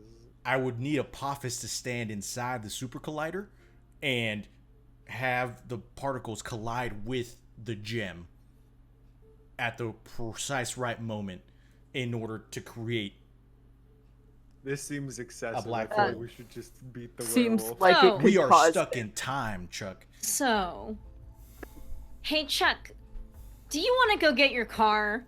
Yeah, I think Chuck's just sort of Okay. like super colliders and duct Yeah. tape. I'm out of here. Okay. Are you telling the rest of the group that you're going? And if you are, does anybody want to go with Chuck? Chuck thinks to himself about how he was gonna have a heartfelt moment of opening up to the group last night, but then they all walked away without talking to him or saying that they were leaving. So Chuck's going to lead by Oh, example. that's right. And walk away without saying anything. I don't remember. that. Okay. So yeah, Teddy is explaining all of this. Chuck, I will go ahead and say that you are able to make it back to where your car was. You are at that same kind of like fire trail access road thing. And there she is, full tank of gas. Looks like she used to be green. Yeah, you've got your car, baby. Chuck places his hand on the hood and is like, "I promise to treat you right this time." Oh, yeah? He unlocks the car and he gets in, and he starts her up. Cool. Okay. If we want, we can keep going with what I'm doing, or we can. I see mean, what is your theoretical intention at the physicists moment? Are going. Where I think if are you? no- Are you just? No, please. I think Chuck is going around town. With the I think girl he that I love. is. The girl is his car. Mhm. And so I think Chuck is going to I'm trying to find the best way to say this. Uh-oh. I think Oh, I think God. he's gonna go prowling Oh, no. for his target. Good. Okay. Chuck What is about tar- to stalk a teenage girl. Yeah. What target exactly is it that you are going towards? The man from the hardware store. Okay. Got it. The old man who dies specifically. Yes. No. I am aware. Mhm. I think this time, having learnt your lesson, you are able to follow the roads the way that they're supposed to go, and you're able to actually kind of make it to that stretch where that hardware store is. And you're able to get there around the time that this man is actually leaving the hardware store. Now, if you are planning on following this man, I would actually like you to roll an act under pressure in order Yes. to do this in a way where you are not going to get caught. Yes, I'm going to stalk him. Just want to clarify. Yeah? I'm going to follow him as like I don't want him to see me. I'm going to follow him to hope that I catch him at the moment that the werewolf attacks him. Okay. So Yeah, that's go the ahead plan. and roll act under pressure, and you get that extra +1 for being in your car. I do. That's what you've wanted this whole time. It is. I rolled a 6 and a 5, plus my 1 is a 12, and that means also one of the things I am good at is act under pressure, which All is I right. may choose to either do what you wanted and something extra, or you do what you wanted to absolute perfection. And I think Chuck is an absolutely perfect stalker. You said it, not us. Yup. Yeah, Chuck, you are able to follow behind this guy as he kind of, well, first of all, because of what we decided was happening last session, the man is sprinting back to his house because he really had to poop. And I regret making this part of the canon. And you are able to follow him all the way down the road back to his home. Oh god, And oh god, oh god, oh god, oh god, oh god. Photo finish. It's preaching. don't fucking bleh! Can you not? You are able to One confirm little that this man makes it back to his house with no accidents. And the whole time that you're going, you're not even concerned that he'll look back and see you. You are so confident in what you're doing. Your car's even like right next to him at times, but he doesn't even notice. So now Chuck you know where he turns lives. on the radio, and the Power of Love starts playing, and he's like, That's the power of love. But yeah, Chuck, that's kind of what you've spent your late morning doing, is making sure this man has taken a poop in peace. If only all of us could be graced the same. The toilet angel. That's Chuck's. Chuck is basically gonna hang out and watch this guy over until hopefully night falls and he gets attacked by a werewolf. Hopefully not watch him poop. That's like, give the man some privacy. Yeah. Yeah, so I guess the other four of you, Teddy, Cassie, Alex, and Apophis. Teddy is just gesticulating wildly as he's explaining his slight urge to open up a black hole on this lovely small town of Yellow Birch, Kentucky. Yeah, we can kind of hop back to that. So a normal micro black hole would need 1.6 gigajoules in order to actually open it up within a dense environment. Apophis, you ate the plutonium that I had in my train. Okay, that in and of itself was way more than 1.6 gigajoules, which is why I theorized that if we were to use you as the energy source, we could probably make this happen. What would happen to me, and also, when would we do this? I have plans tonight. Well, I mean, it would actually... You know what? That is actually a great question. Because Anne would be hella useful for this endeavor.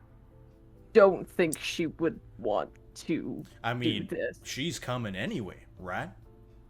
No, it's not confirmed. She hasn't responded to my text message. But she came yesterday. But if she's not in the time loop, then she might not come. She might not, but she might. Okay. Okay. Now then, can I just really quickly say just one very brief problem with your possible plan? What happens if you do too good of a job at stabilizing the black hole? That's the trick. I won't. I just need to keep it stable for a second. Okay, that's cool. You know what I said once before in my life? I said I would never become an undead monster who feeds off of people's lifeblood. That seems oddly specific. It does seem oddly specific, Teddy. So too would it seem oddly specific if you said that you've practiced and done this like this before.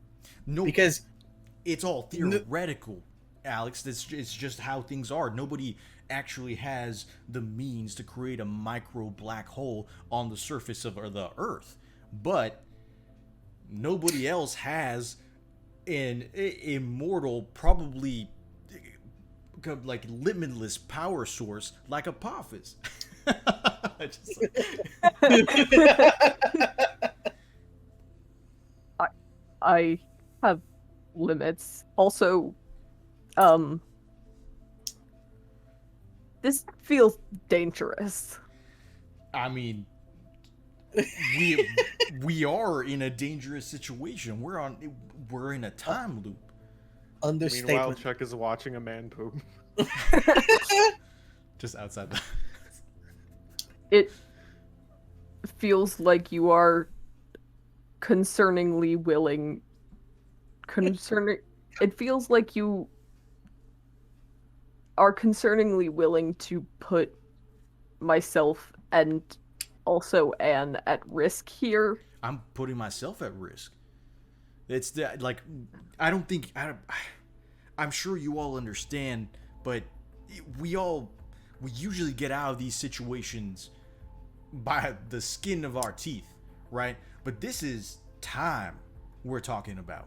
Okay, it is an endless loop unless we can break it. Do we know that? Well, all evidence points to yes. Even if it is fueled by magic, this is time. Well, So- no, and- I meant the endless part. I mean, We've only looped once so far. Probably. once may be too much. I mean, we were on the run, remember? We were trying to outrun the Elipids. That yesterday was a whole day gone. We're just sitting ducks here. Especially if this is because of them. Like, this is a trap that went off seamlessly, and we fell right into it.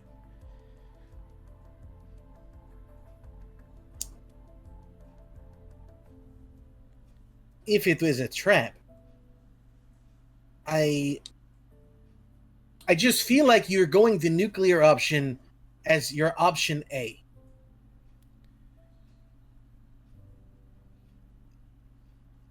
The only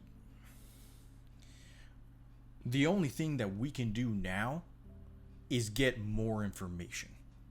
Because otherwise, the nuclear option is either me or Cassie. And he points to Cassie, because Cassie's the only practitioner of magic who's actually, I don't know, has some control over it, and probably would be able to fix this. So tell me, Alex, which one are you more willing to sacrifice? Your sister or me? Teddy. Okay. A, neither of you. That is my point, is that sacrificing someone as our first option is not something that I'd like to do. I'd like to at least look for other options for just half a second. I'm not saying that... Okay. Obviously, you've put a lot of thought into this plan. And I understand that this is... Of everyone else here, I think that you will agree that I probably understand the gravity of the time situation better than most. Simply because most don't really take it as seriously as others do. But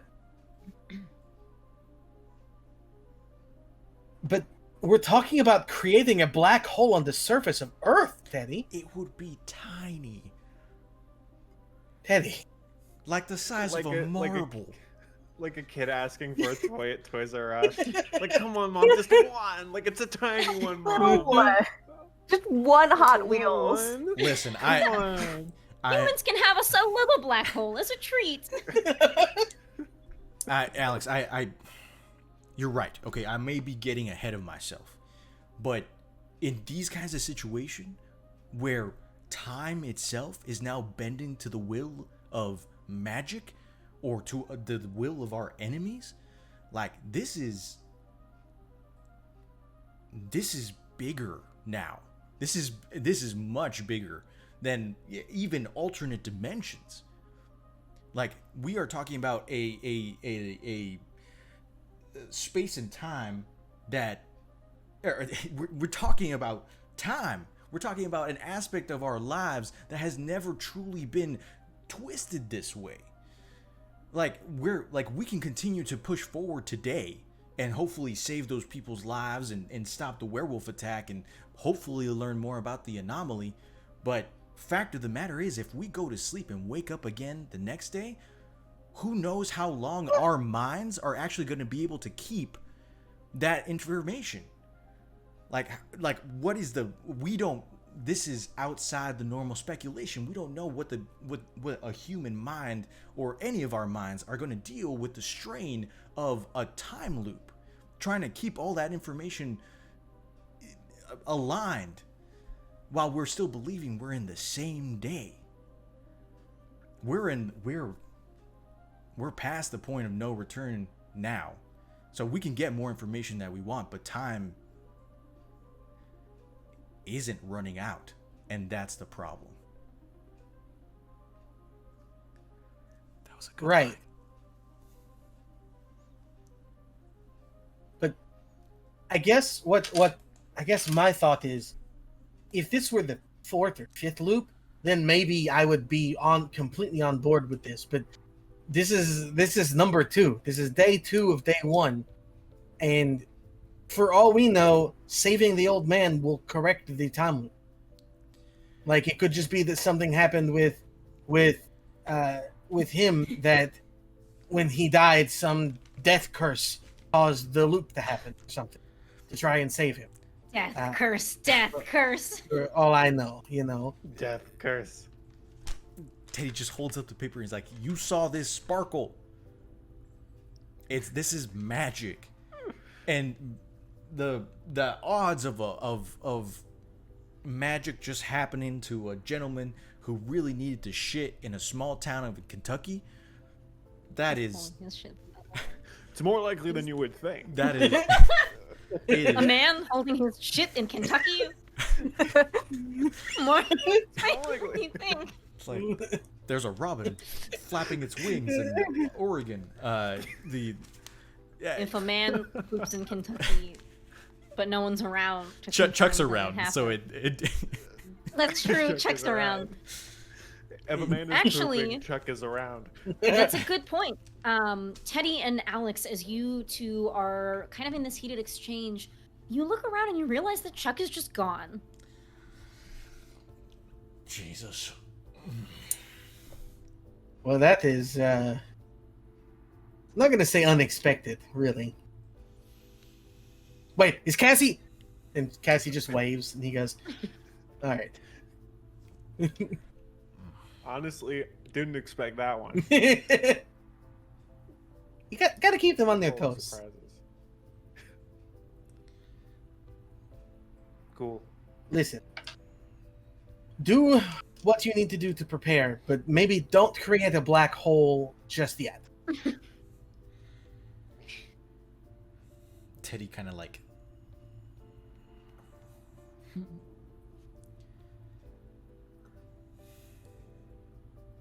I'm gonna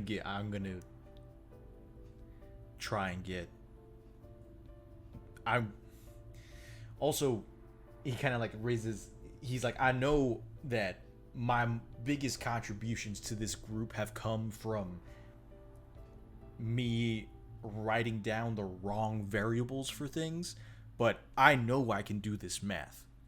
And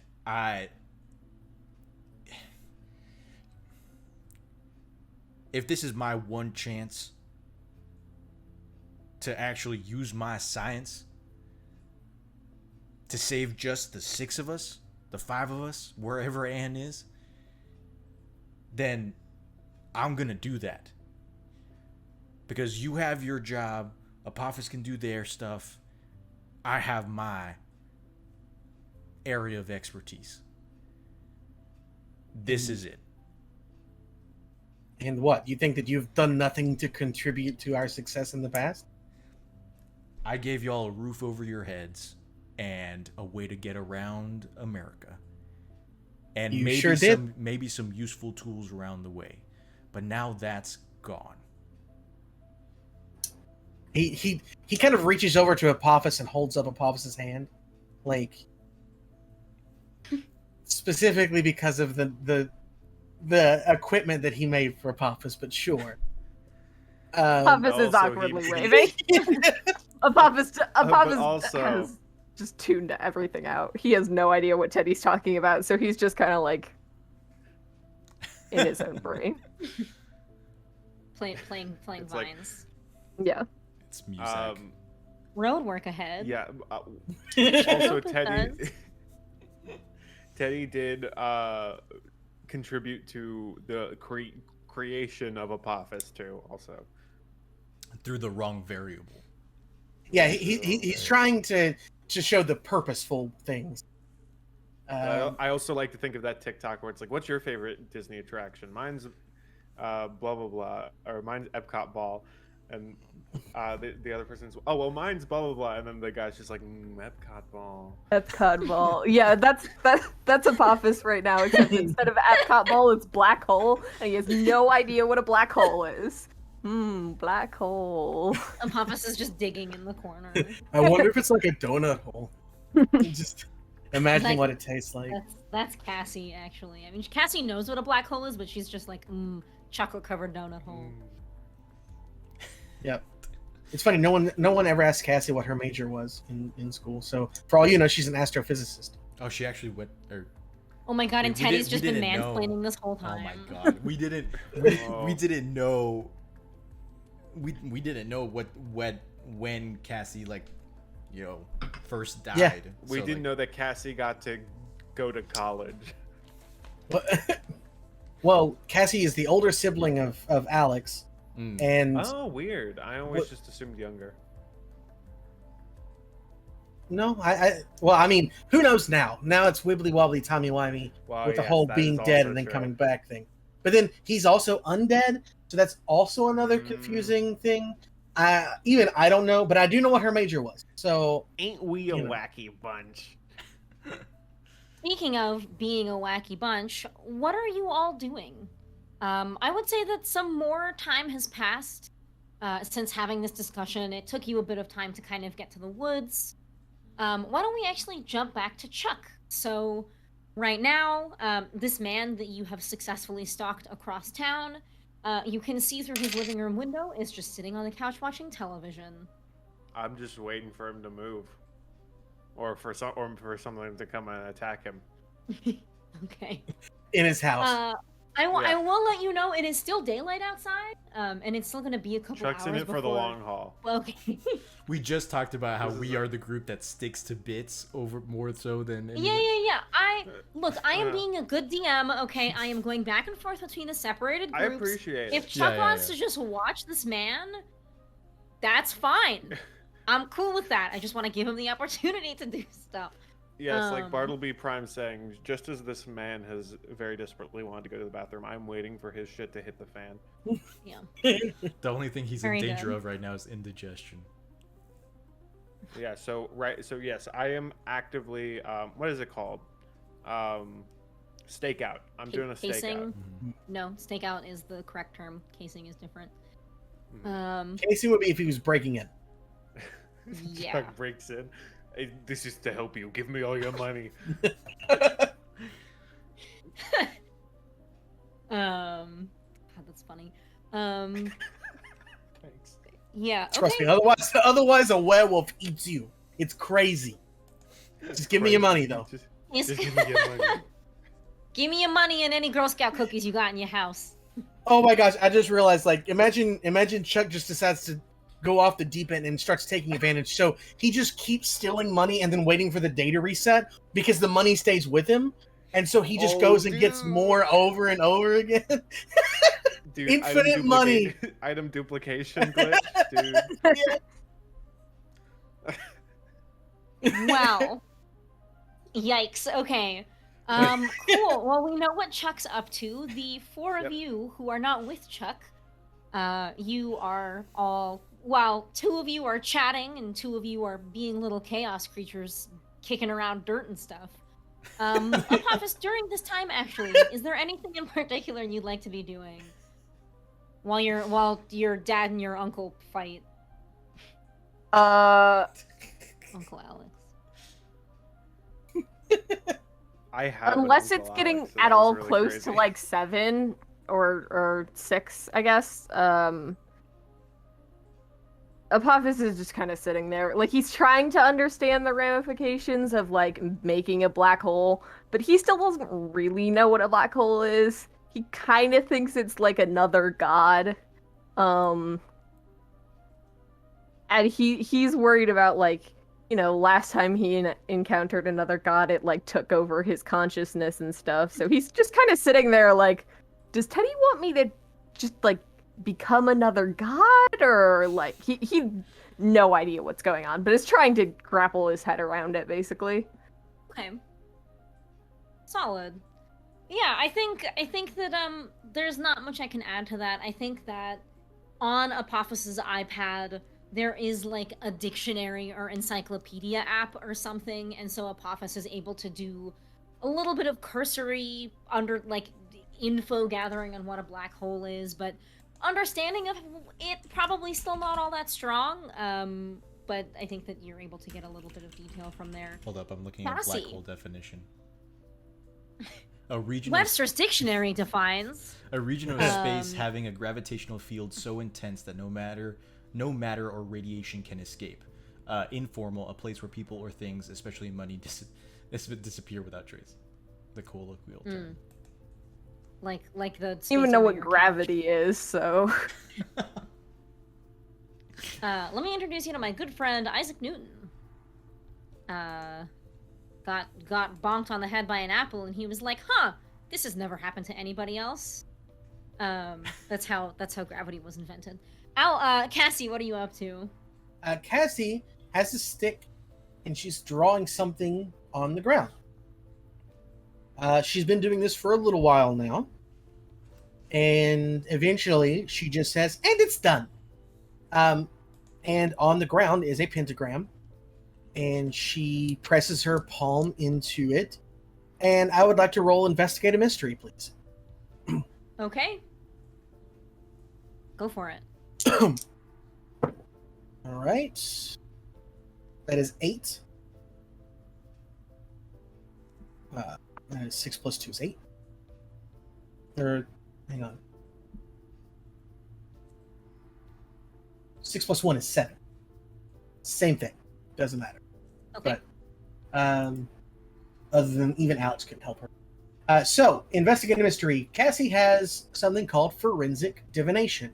Mhm. When you successfully investigate a mystery, you may ask, what magic was done here? You're shaking your head. Sorry, the dangly earrings. Oh, okay. Yeah, my bad. That's all right. I thought you were saying, no, she can't use that. I'm like, No, oh, she okay. can. She can use that. I saw them whip around, and I was like, heh heh heh heh. Yep. Hello, I am an adult. Same, probably. Yeah, so you may ask, what magic was done here as a free extra question. So that is the extra question that she's going to ask, since it is free. And then she can ask one more.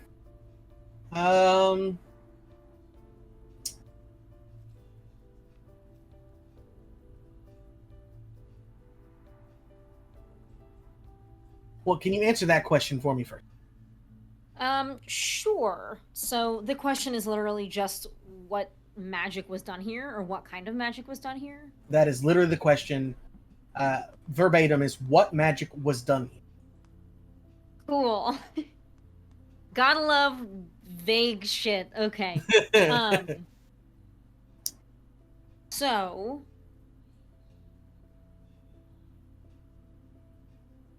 this is a little bit tricky, but I think I'll give you an answer that's kind of twofold. Oh boy. So part one. Fold number 1. Let me go into a bunch of important detailed info. No, I'm not gonna. So part one, you kind of put your magic feelers out there, trying to see what happened. And the first thing that you gather is that no magic was done in this spot specifically.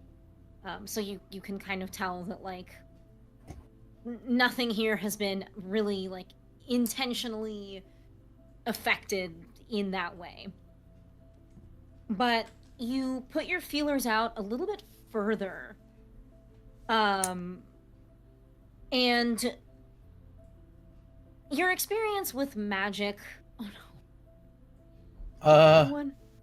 Oh. My internal temp was high. Oof. We got too hot, guys. I will let that sort itself. Yeah. You put your magic feelers out there, and you're trying to kind of get a sense of like, okay, maybe I can get a sense for like the whole town, not just this one tiny spot. And your understanding of magic right now is still chaotic. You're not super confident with it. You haven't been doing it for very long. But you can tell that the kind of magic that's being done here is very old magic. And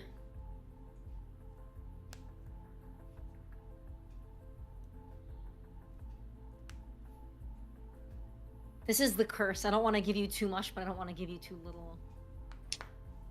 Yeah, that's why I'm not saying anything. I'm just gonna let you decide. Yeah. Well, that's actually a conversation tactic, is if you want the other person to tell you more info, you just don't say anything, and they'll, like, offer more information to fill in the empty space. Oh, I know. Okay, yeah, I see. You little manipulator.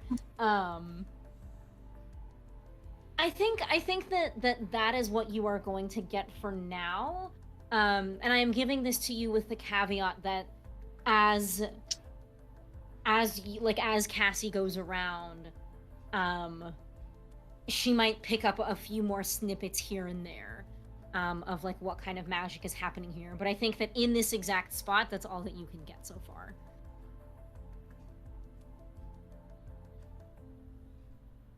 Okay. Then at this point, I would like to hold my other question for later when there may be more pertinent question. She will share that she can sense that it is something old. That whatever this magic is not a new magic.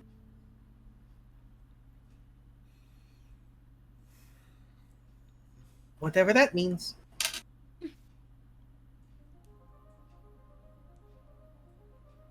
You're welcome. Right. So that's good to know. Okay. Revised plan. Maybe we don't need Apophis. If I'd have to rework the math. I'd need more time. But if Cassie was willing to just fucking juice up the density matrix with lightning, then that should be fine. Because the average lightning bolt has maybe 1 billion joules in it, which is just about. I need an exponential amount, so it had to be a shit ton of lightning, but it could work. It's just we still don't know that much, and I will concede that it is dangerous. I never thought it wasn't, but we're in a dangerous situation as is. I'm willing to give this one more day. But if we if this all ends up happening again, if we are in a time loop, then I'm gonna need all hands on deck. Let us see what we can find out today, then. Fine. I also have a theory formulating that doesn't involve black holes. So I would like to figure that out before potentially creating a small... And he reads the definition of a black hole. Just think of it as an endless hunger. But only like under Cassie. but only under the right circumstances. My hunger isn't it. I get full. Just Not for long. no, well. Listen, magic burns a lot of Almost calories. unnaturally. What's going on? So should we go find Chuck, or is that? I mean, that could take. Well, the town's not that big, but if he's in his car, then Lord knows it might take a long time for us to actually find him. You I can't do catch not. me. Yes, I do not know what his card looks like. So I'm gonna head to the sheriff's office and probably to the mayor's office to gather some stuff. Because if we do time loop, then I'd rather have the map tomorrow straight out the gate than have to do this all over again. right, you unlock the map and then you get to keep it going forward. What a nerd! Shut up. I need to take a walk around the town as well. I feel like there's more that I'm not quite picking up from here.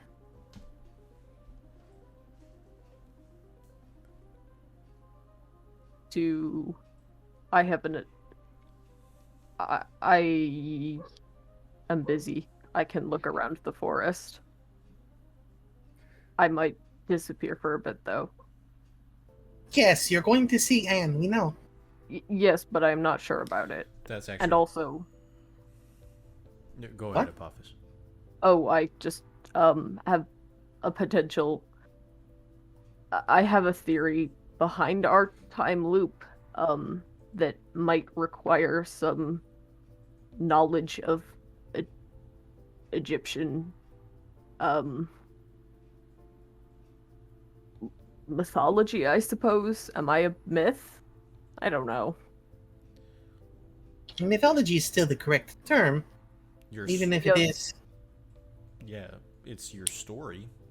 Your story is a myth. That doesn't mean you are. Weird. It is weird. Here's my thing, and here's again where we get into a conundrum of whether or not Anne will come back, or if where Anne is, the terms of relativity work differently. Therefore, they can't do anything, or they won't come back, if that makes any sense.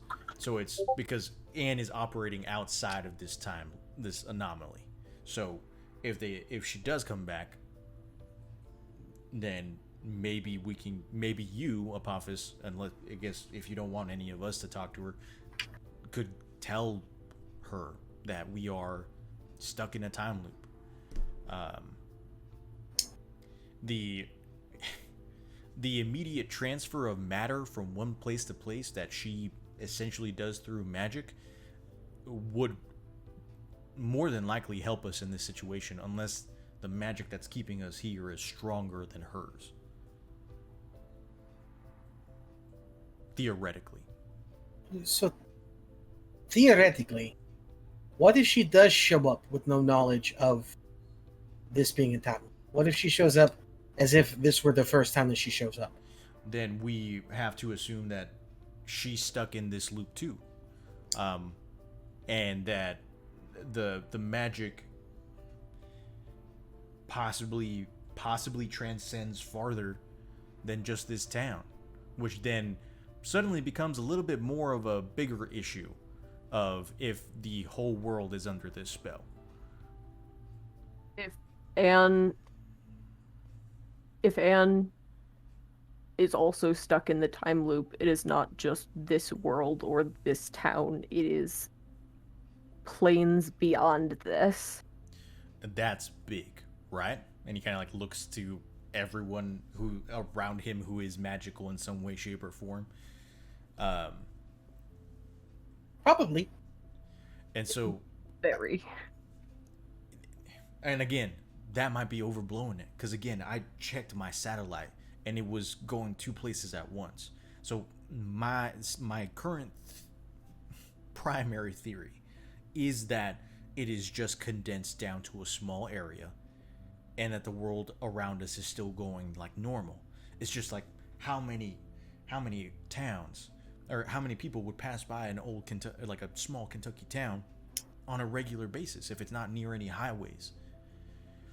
This is the perfect place for something like this to happen, where the outside world wouldn't really come to effect.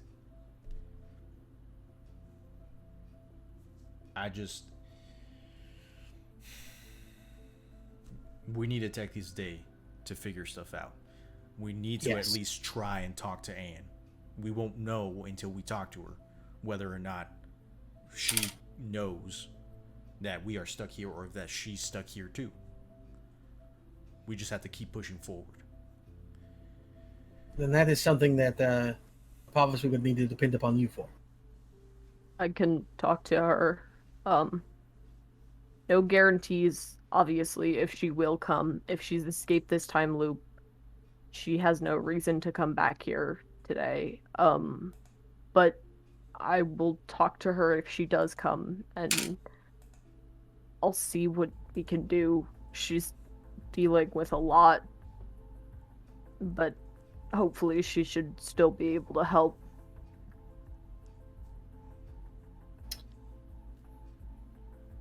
We still have the walkie-talkies, right? Keeper. Yes. Okay. I realized that was a really non-committal head motion. Yes, you have. Yeah, it actually like you shrugged. Like, Yeah, we're like- But I think that those who have them, Chuck. it would be Chuck, it would be yeah, Teddy, Mhm. and it would be. That's it. Did I Yeah. only give you guys 2 Yeah. walkie-talkies? That's right. Yeah. Yeah. Yes. Because They initially you into only two split groups. into 2 groups, Yeah. and then it was 4 groups. Yeah. But yes, you guys have the walkie-talkies. And I think that if you guys want to briefly determine kind of like where you would like to go, we can determine that and then take our break. But it sounds like Teddy wants to go to the sheriff's office. Cassie wants to kind of like walk around the town, and Apophis is going with her. Office was Um, just gonna wander around the forest trying to find either the werewolf or Anne or the dude. Okay. And then what would Alex be up to? So first, Cassie would start at the mayor's office since that's like the center of town. Okay. As for Alex, he's heading to the residence. He wants to check in on the goings on there since he knows that kind of a big deal later tonight. Can Teddy take the list of names? Teddy has it. Okay. I just want to make sure. And I think Teddy will probably give the walkie-talkie to Alex.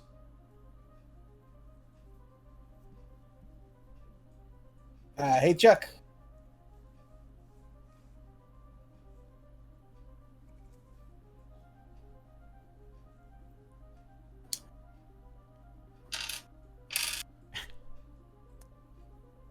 Two, 4. Uh, This is Child's Play, Deep Undercover. what does that even mean? Well, Chocula. I'm deep undercover. Chuck, you are not following around a teenage girl, are you? No, what? Are you? No. I'm in the woods with everybody right now. Listen, Teenage girl? That seems pretty suspicious of you. no, the closest thing to a teenage girl here is my sister. Listen, we're going Well, to... That's also weird. Listen, we are going to be splitting up. Hmm I'm 5 steps ahead of you. Yes, we know. You're just gone. Mhm. As I said, I'm undercover. Sure, I'm heading to the residential district. Teddy's heading... Teddy, where are you going? Sheriff's office. Teddy's heading to the sheriff's office. Pavis, where are you going? Walk around Pavis, where? forest. Pavis is going to walk around the forest, and Cassie is gone.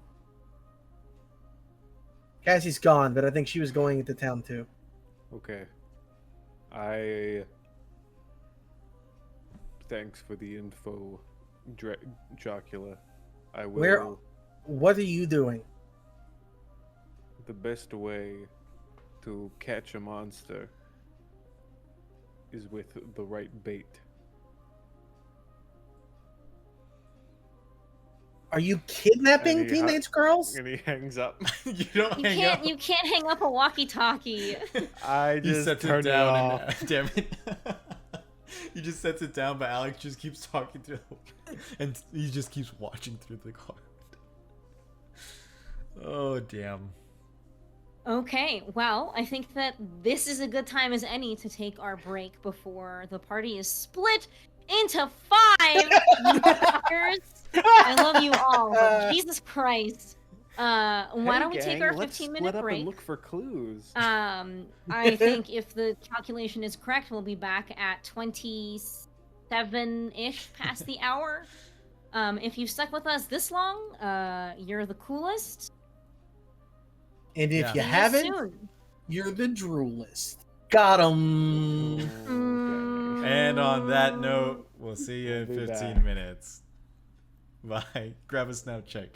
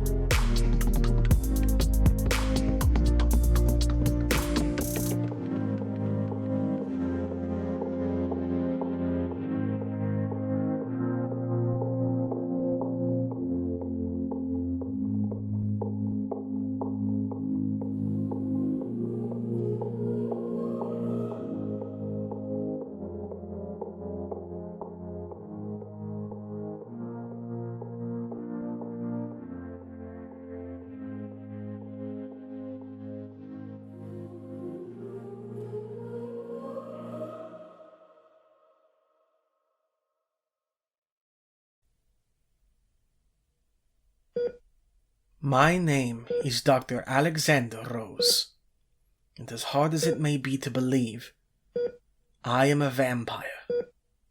Well, at least partly. I don't even truly remember how this came about. You see, I had a problem with certain controlled substances. I was a user. I also gave freely out of the pharmacy connected to my clinic. There were many that I shared with. All of this culminated with one night, one bite, and my life changed forever. I'm now hunting for my sire, the one who turned me into this, and for any knowledge on my unique condition, while trying to fix the life that I found myself in. I fight the urges. I work to try and make the world now a safer place, for those like I once was, and for those like I am now. To prove my humanity remains, and that I'm more than monstrous.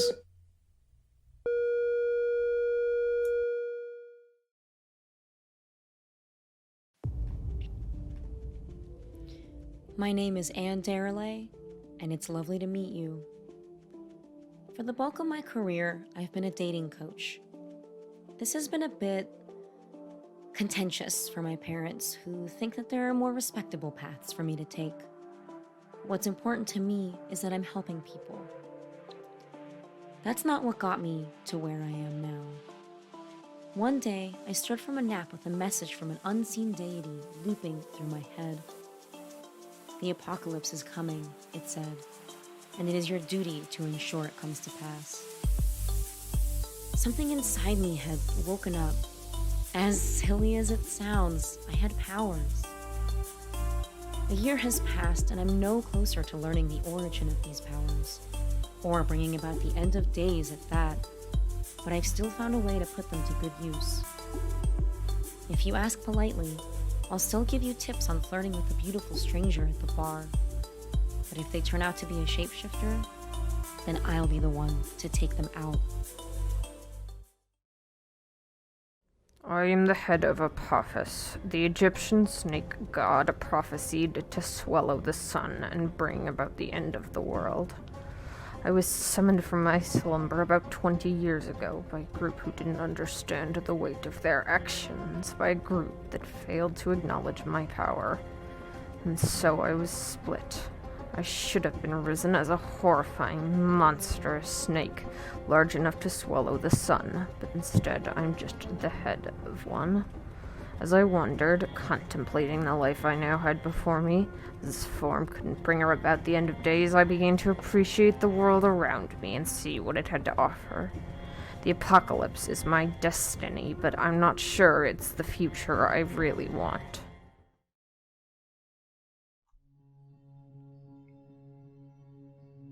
Huh?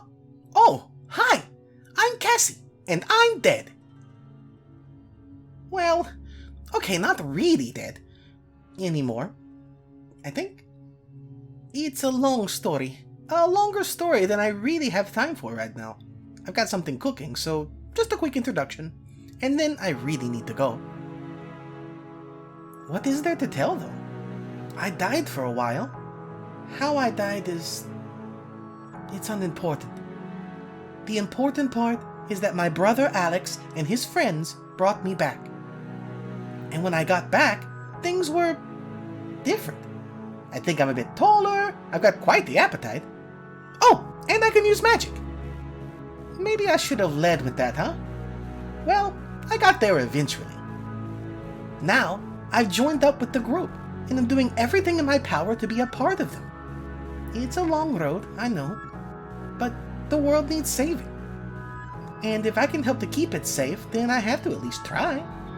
I may not have full control of my power yet, but what's a little bit of chaos if it means saving the world, right? Right?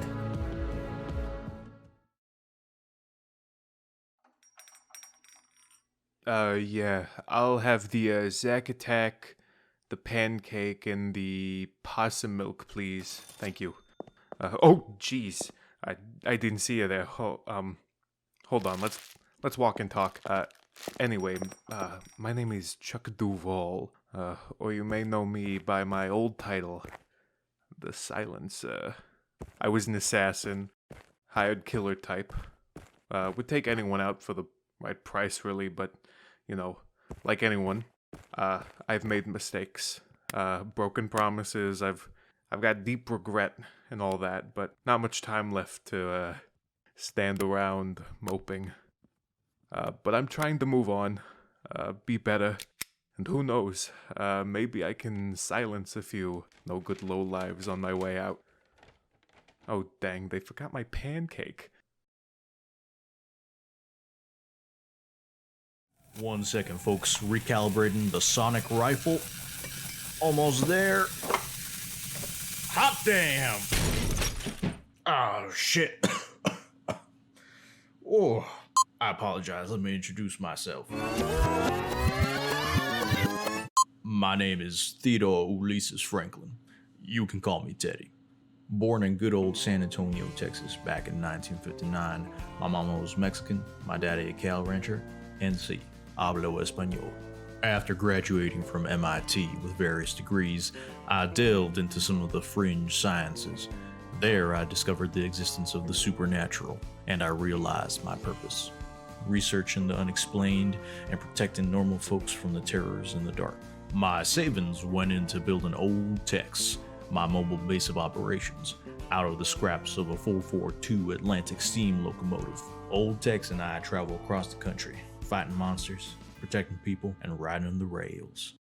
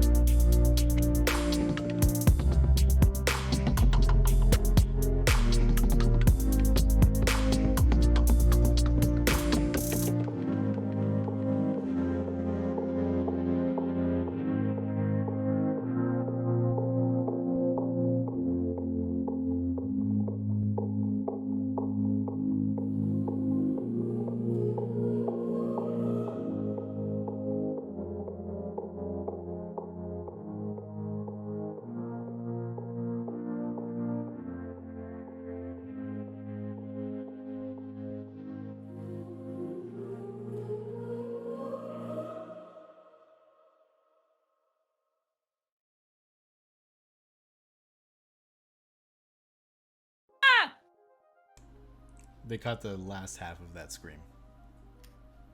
Do you want me to mute us real quick while we talk about this? No. Oh. No. So to answer just your don't want the question, audience to hear. absolutely nothing.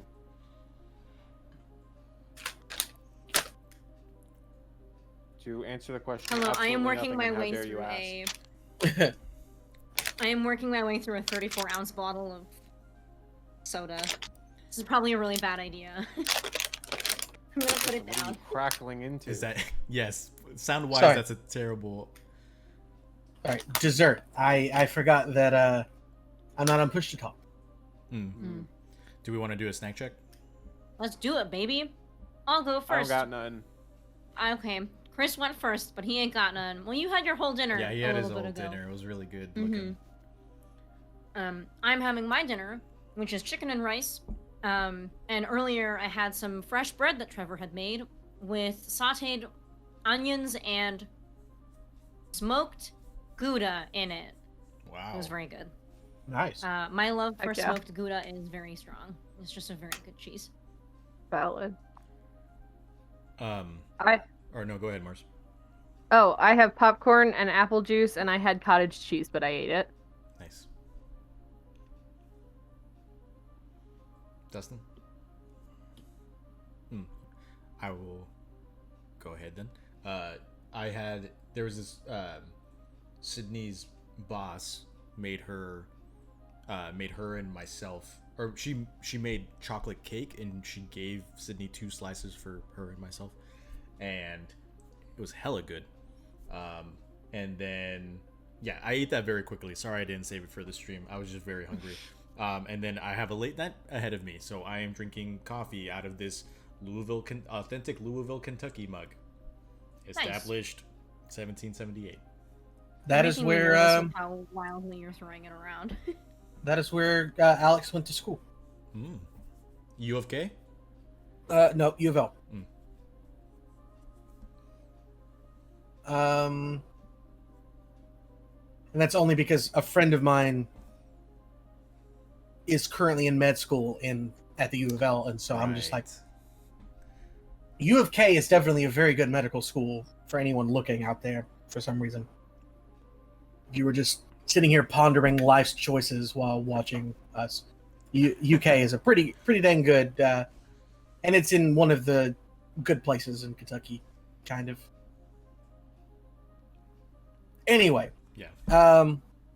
I had a chicken sandwich with Fritos, and now I'm having some Hello Panda chocolate as a little dessert. Classic.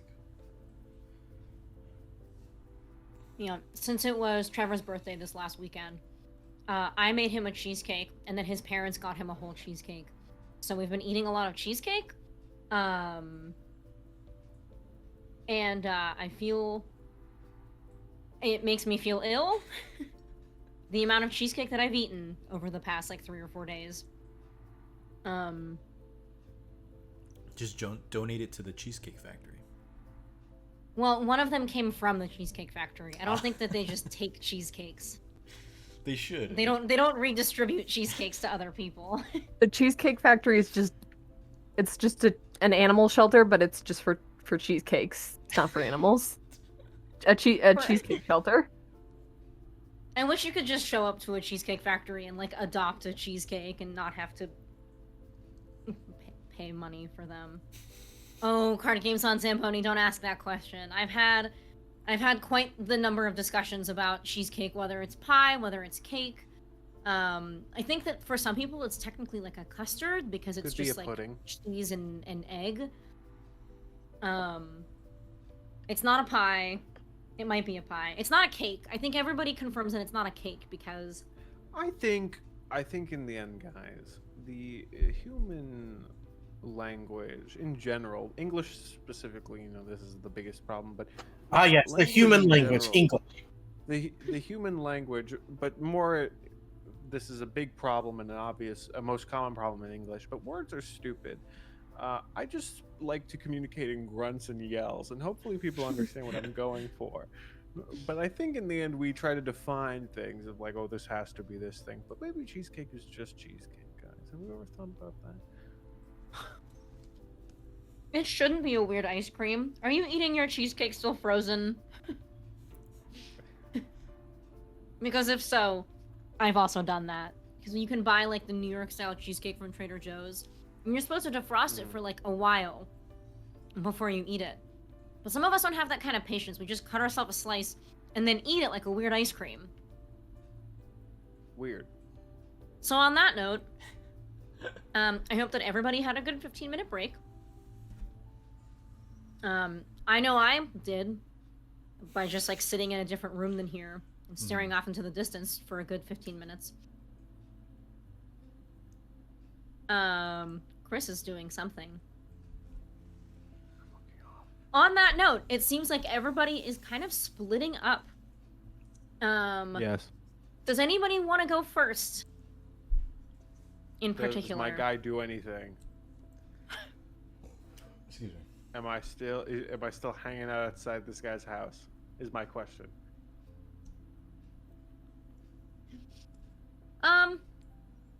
I think that an hour or so passes by, and this man gets up off his couch and starts getting ready to leave. Checkmate. Wait, no, that's too soon. Check.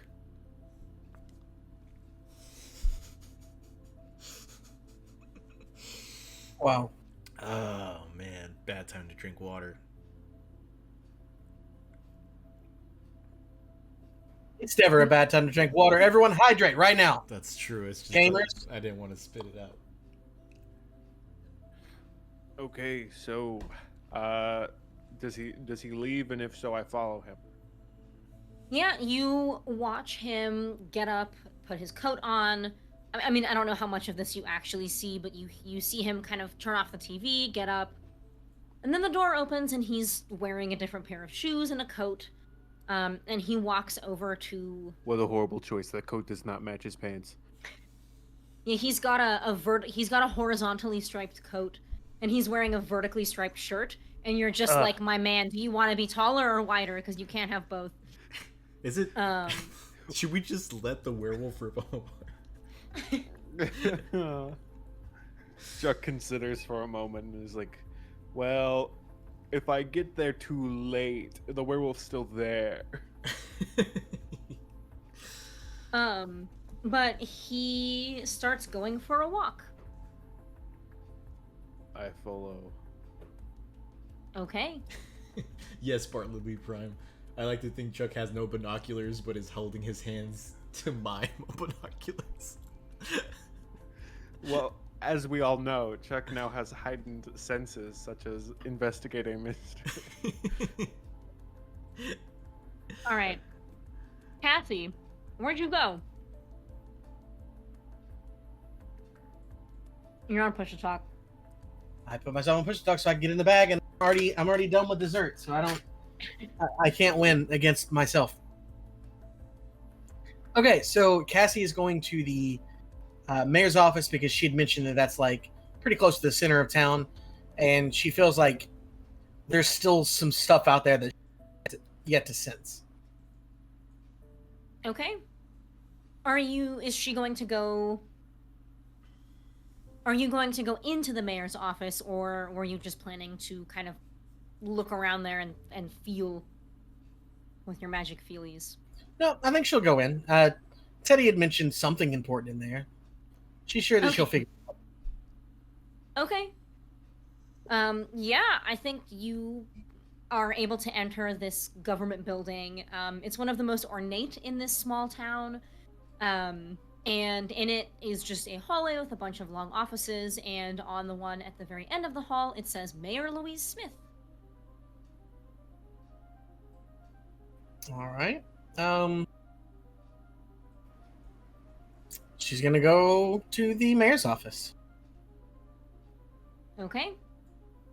The door is closed at the moment. I mean, you can say that all you want to, but it doesn't make it true. Oh, hi there, sweetheart. You're one of the animal control folks, right? I have a map for you. Yes, that is correct. I am one of them. Right. You know, I don't think I caught your name this morning. Your pal there just got into questions so quick. What should I call you? My name is Cassandra Rose, or Cassie to my friends. You can call me Cassie. I was Oh, really what's- hoping you were going to keep going with the bit that we all pretend we're Teddy. Well, I'm glad that I know your name now, and I'm guessing if you're coming here asking me for the map, you don't really have any updates on the situation. Nope.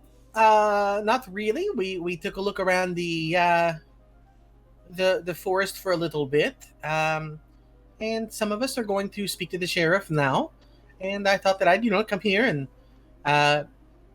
pick this up for Teddy, since he had mentioned it, and that is why I'm here for sure.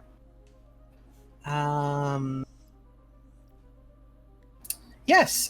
Do you have the time? I sure do. And she looks at her watch, and it is 4 p.m. 4 p.m. All right. Interesting. Very interesting. All right. So I have a question for you, Mayor. If you have a little bit of time. No, of course, I'm done with my meetings for the day, so ask away. And she points to a slightly dilapidated but cozy-looking chair that's on the other side of the desk from her. Lovely. Teddy doesn't usually let me speak to high-ranking officials. Oh, is he usually the point person? Yes. Yeah, well, depends on who we're talking to, really.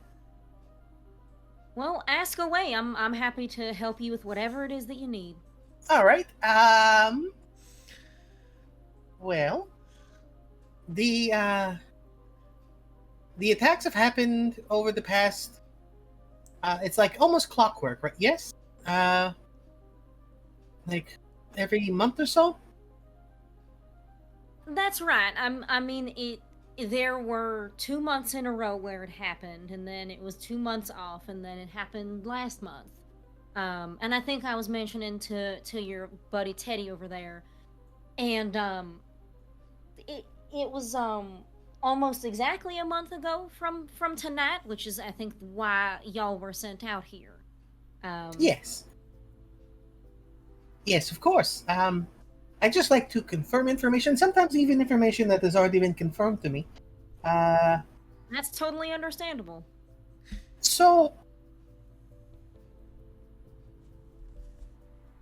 leading up to the incident, was there any increase in time for people in the woods or anything like that?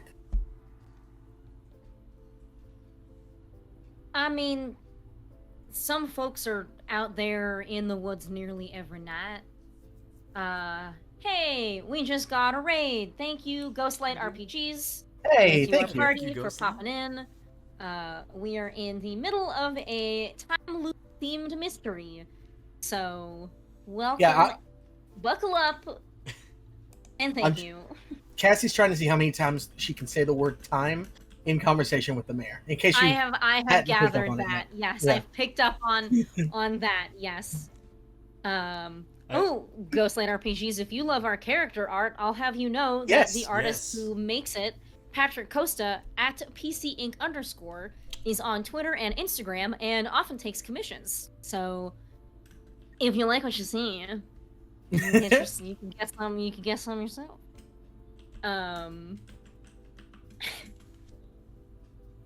Nice plug. Yes, very good. I am here. I am here to do the plug.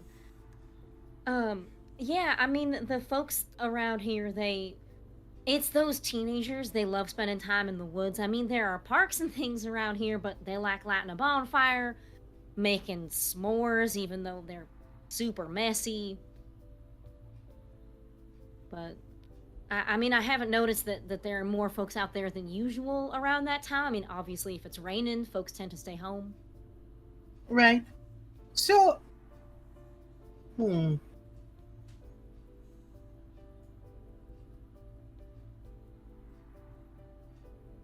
And how many times has this happened total? Again, I'm just trying to confirm information that I may already know.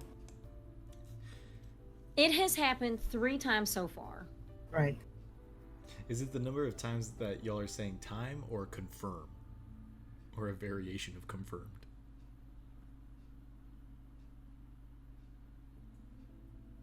Time. Okay. Because we're in a time loop, so she's just Having know. fun. Gotcha. she's just explaining herself as to why she's asking questions that the No, mayor might get suspicious of. I got you. It's just like it definitely reads to me as like one of those like using professional terms in order to sound professional, kind of like. So can you confirm this? You know. Oh, that's that's definitely what she's doing with that. Yes, absolutely. Right on. Yes, it's actually very, very fun. The rotating of DMs. You can actually check out our YouTube channel, and you can go back if you ever want to, and check out the others. Each of us have now DM'd twice. This being Masha's second time DMing since we began on Halloween. Yep. Or like the week of Halloween. So Yeah. if you want to go back and check it out at any time, you're more than welcome. It was the night of Halloween, wasn't it? Mm-mm. It was the No. the Tuesday of that. It week. wasn't? I think it was like the 27th or the 28th, one of the two. Me too. I don't remember what's going on. I keep thinking it's on Halloween as well, and I'm like, no, it was not on Halloween because it was on Tuesday. Well, And time was- Halloween can be on a Tuesday, can't it? I mean, Yeah, but it wasn't Halloween this will past year. at some point it will be No. on a Tuesday. but- Halloween was on Friday the 13th. God, that's right. What a waste of a fucking holiday. All right, anyway. All right, cool. I was briefly discussing that we've never once done Taco Tuesday themed Snack Shack, despite the fact that we are always on Tuesday nights. But Bartleby Prime has saved us by having a burrito bowl. So Nice. thank you, Bartleby Prime, for saving us all. And you're right, Ghostlight RPGs. Every day is Halloween in our hearts, especially when we play With Monster of the Week. Yeah. Speaking of, Cassie, let's continue your what discussion day- with the mayor. Sorry, what date's Halloween? Is it the 30th, right? Oh no.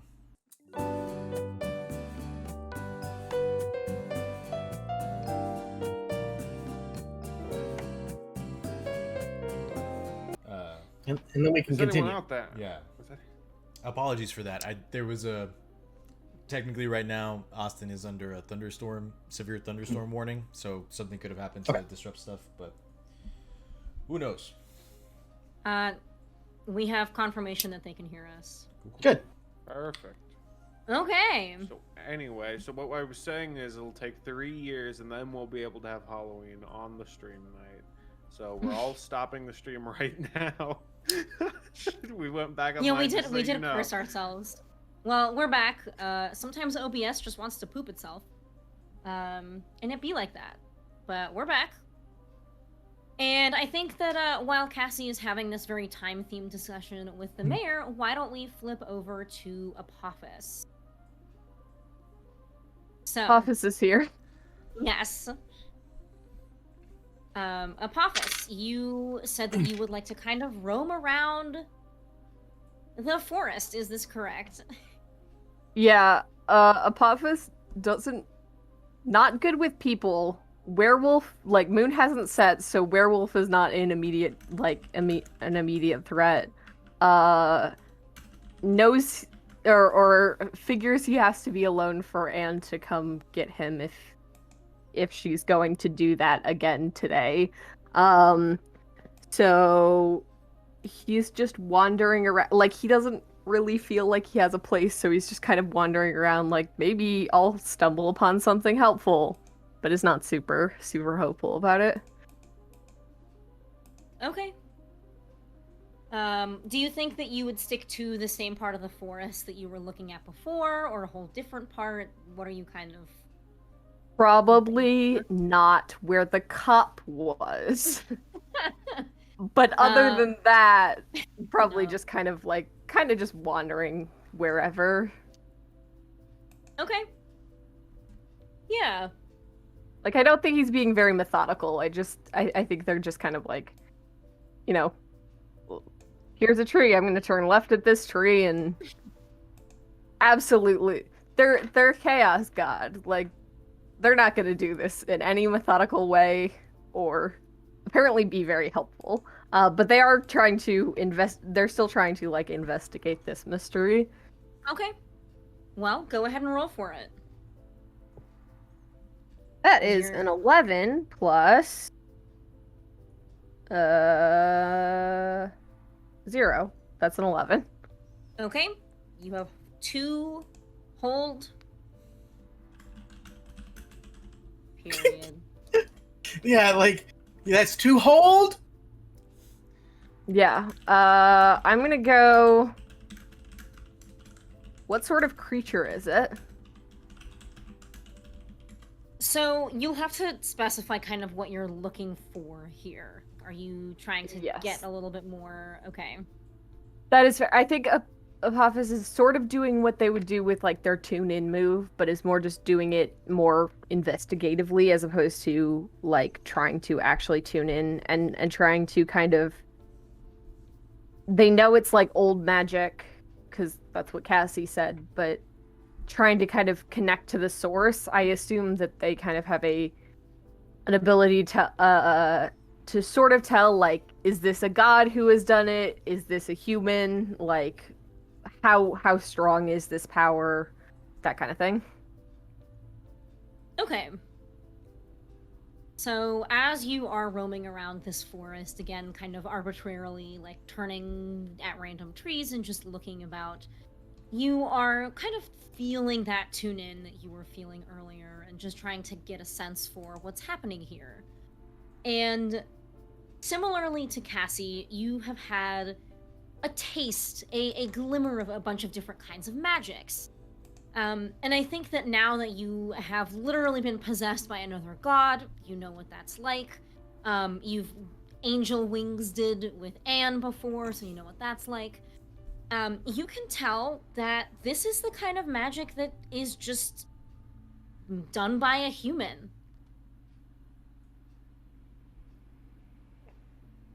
Interesting. It's got that, you know, that little je ne sais quoi. That's little Little mouth sounds. Thank you, Chris, for the ASMR. the dirty taste Okay, of that's enough. human. Does that?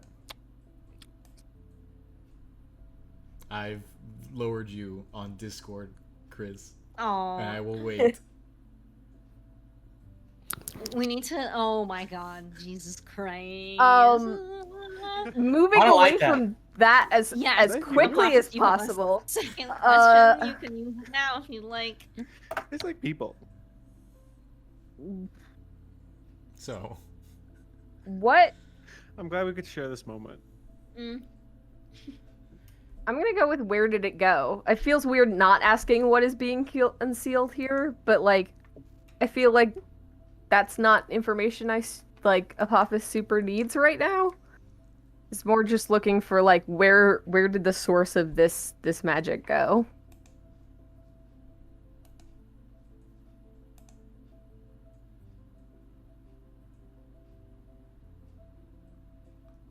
I again hesitate to give too much, but also too little.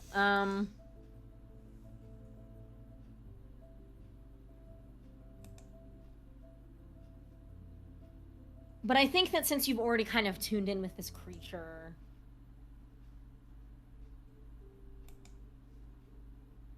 you get the sense that you don't know exactly where they are, but that wherever they are, they haven't left. As in, they are also in here. Somewhere. Right. I would say Apophis shares that information, but they are alone. Yup. Yeah, speaking of, Teddy. You were motoring, on foot yes. to the sheriff's office.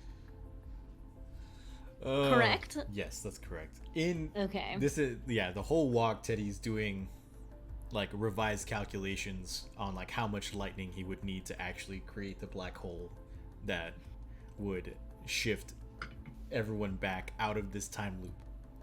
Cuz they said that they would wait, but that doesn't mean that like the more time he has to work on the math, probably the better it will be. So, but I'm assuming like around the time that he like role-playing game time, but like, does he get to the sheriff's office like around the same time that it would take Cassie to get to the mayor's office, I guess? So like around 4 o'clock ish. For the sake of all of this, I would say yes. Okay. Yeah. So he kind of like goes up to the office. Is there any signs that that the office is closed at all, or that the sheriff's not there? There is a sign on the door that says, "I'm out." Great. Ugh. Teddy kind of like sticks his hands in his pockets and he's like, well, I'm here, and there are specific requirements that need to be met.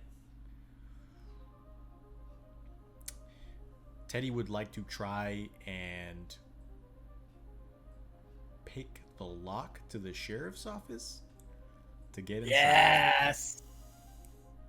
Okay. Yes. How? And with what?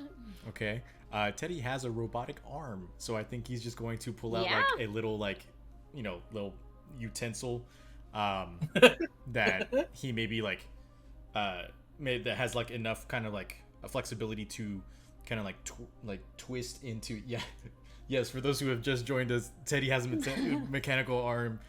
He's the science guy playbook in Monster of the Week, which was created and made popular by the Crit Show. And one of the moves on the playbook it's a lot of fun.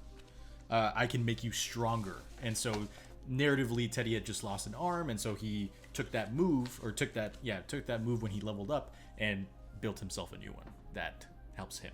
So he takes the tool, twists it, and just kind of like surreptitiously like inserts it into the lock and begins to try and find the tumblers to unlock the door. Okay, well, though it's not that busy on the streets here, you're not exactly alone. Mm-hmm. So if you are trying to do this, though the sun is kind of threatening that it's close to time to set, I would like for you to roll Act Under Pressure, please. Okay. Plus cool. Oh, okay. That's a 6 plus 5 is 11, and then with the cool is a +1, so a 12. And do you have advanced Act Under Pressure? You know what? I do. Okay. I do now. Yes, so you may choose to either do what you wanted and something extra, or do what you wanted to absolute perfection. Can I do what I wanted and something extra? Why don't you tell me what the extra is, just so I make sure it's not like too crazy. But I think Teddy just wants to enter inside without arousing suspicion. Like make it as either as nonchalant as possible to where it almost looks like the door was open anyway, and he was just kind of like maybe jiggling the handle. I don't know, I'm just walking around trying random doors. If they open, that's not my fault. Hey, listen, I've played JRPGs before.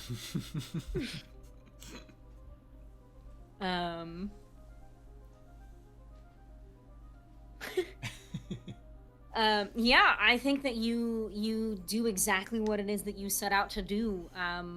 You kind of like look around a little bit before you start unlocking this door, and you pick a moment when every single pedestrian on the street is just facing away from you. You are able to find the correct tumblers and, I don't know, jiggle them. How does one lock a pick? Pick a lock, Jesus.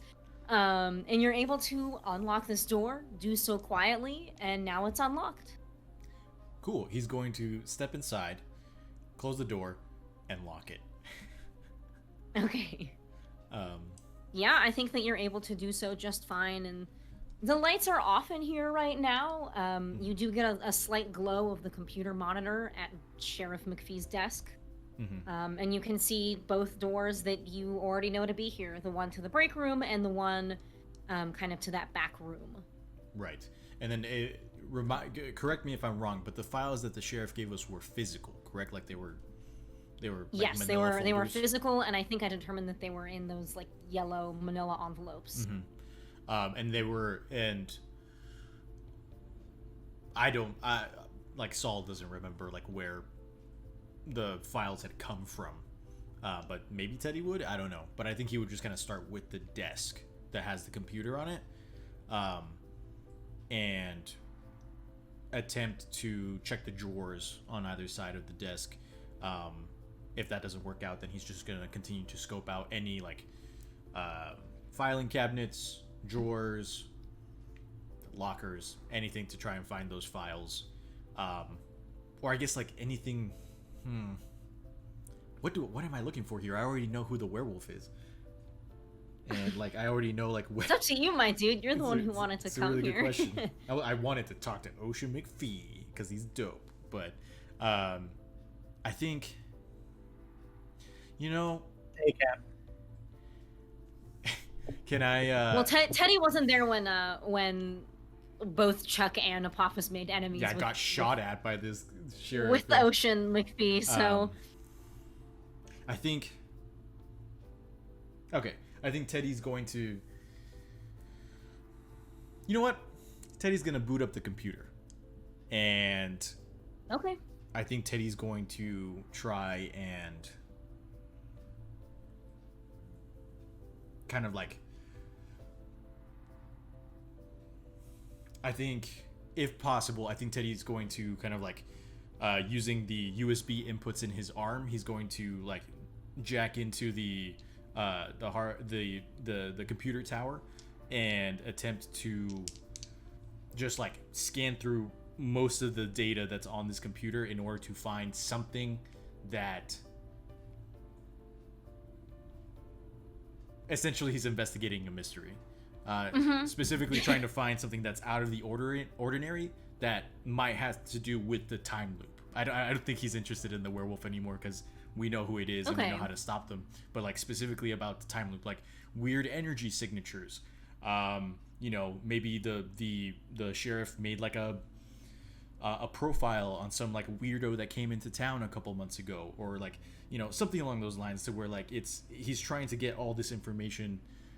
He wants more information. That's what this day was supposed to be used for, and that's what he's looking for. Yeah. I'm just imagining you're trying to find something in Officer McPhee's files, and you just find like July 24th, someone named Jimbo came in. They had weird hair, and that's like the whole thing. This guy's just like mean and judgmental.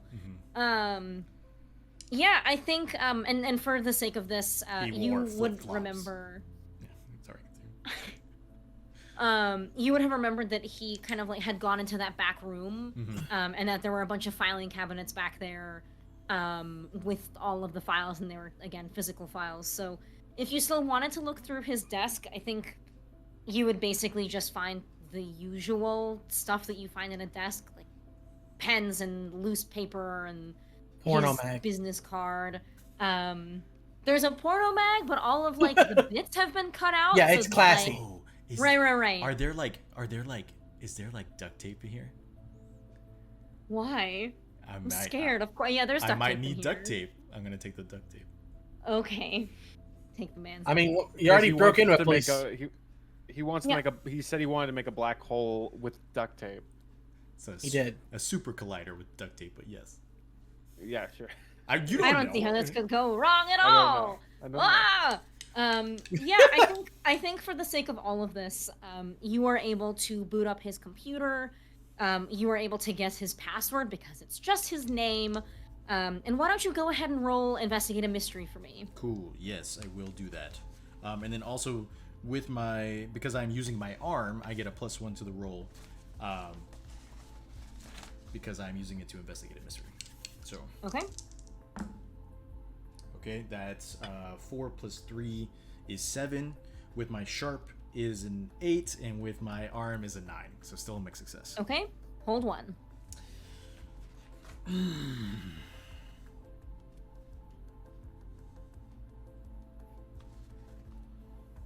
I don't want to do what is being concealed here because I don't really want to know what his like internet history is. Why not? I mean, he googled time displacement magic. Like, Yeah, Mars was joking that the sheriff frequents r/how to start a time loop, and the only movie in his Netflix history is Groundhog Day, and that one supernatural episode where Dean keeps dying. I think the episode's called Black Box. I don't remember, but yeah. The only song in his iTunes library is Time Warp from Nice. Rocky Horror. I Yeah. was most recently listening to the 11th hour on the Adventure Zone. Yeah. Avid Doctor Who fan. Strangely enough. Keeper, I know you're eating, and I hate to pull you away from that, but you also had some phenomena questions that I could also ask for Investigate a Mystery, correct? I just don't have. Do you want me to read Tome them? of Mysteries. Yeah, please. Actually, hang on. If you could read them a little slowly, I can type them out and put them in our Discord. Yes, that would be amazing. Yes. I found a sheet that has them, like them and also phenomena stuff. I can also just take a picture of them and put them in the Discord. That also works. Either way, I just. would This like- way you don't have to answer the questions all the time. Yeah. I mean, you will have to answer the questions all the time, but not what are the questions. I just sent them to our Discord, but let me also read them out loud. So, the additional questions that you can ask when you are investigating phenomena are: how is this phenomenon doing this? What could fix it, cure it, or slow it down? How far does the effect reach? And what will be affected next? And actually, now that I mention it, just because we have some folks who are visiting, And thank you for visiting. Yeah, thank you for visiting. and again If for you the would like raid. to join our Discord, we All have a right. lot of memes.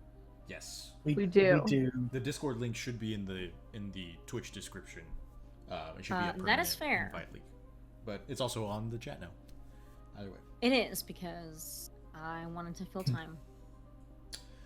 Yep.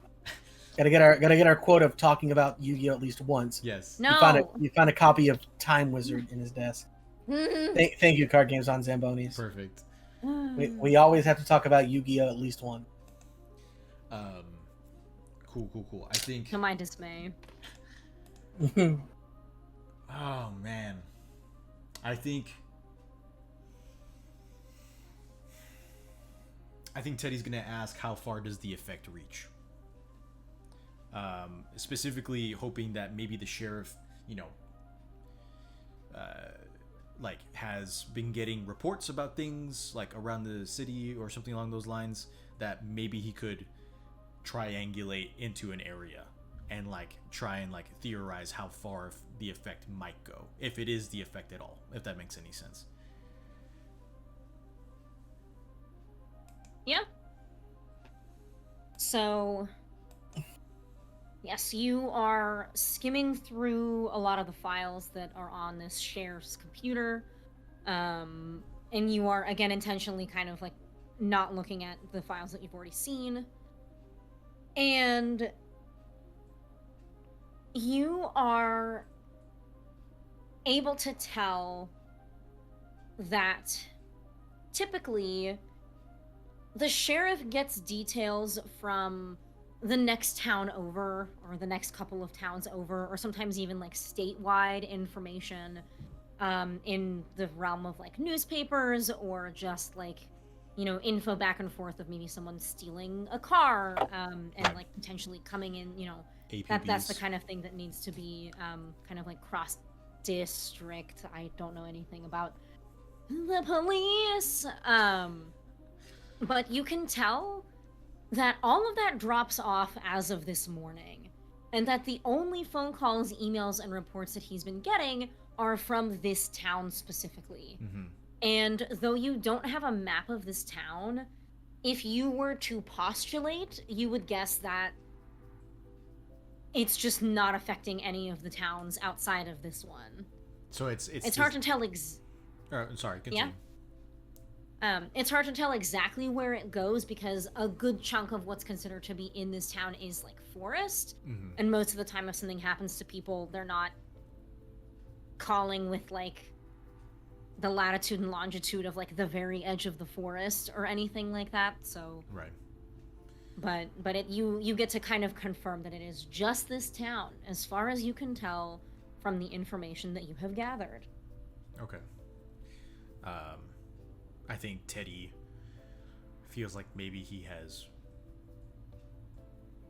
gotten basically all the information he could probably get from the sheriff's office, and he also has the duct tape, which is very important, and he is going to kind of unconnect, shut the computer down, and go and find those files that, like, technically he was originally looking for, and put them on the desk. Is there a cup of cold coffee there?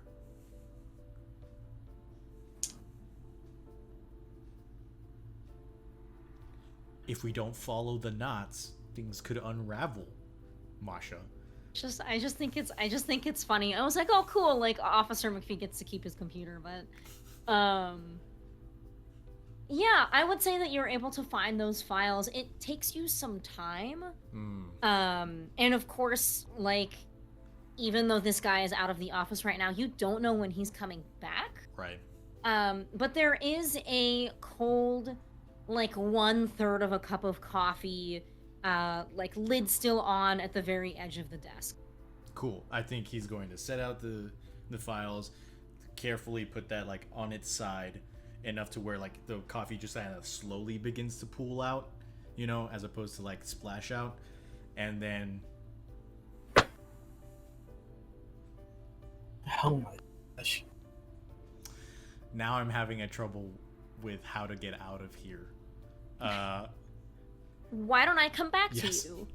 Alex, Yes, hello. what are you up to? Alex was heading to the residential area because there's, you know, going to be some crazy times happening here later if they don't Yeah. do anything. And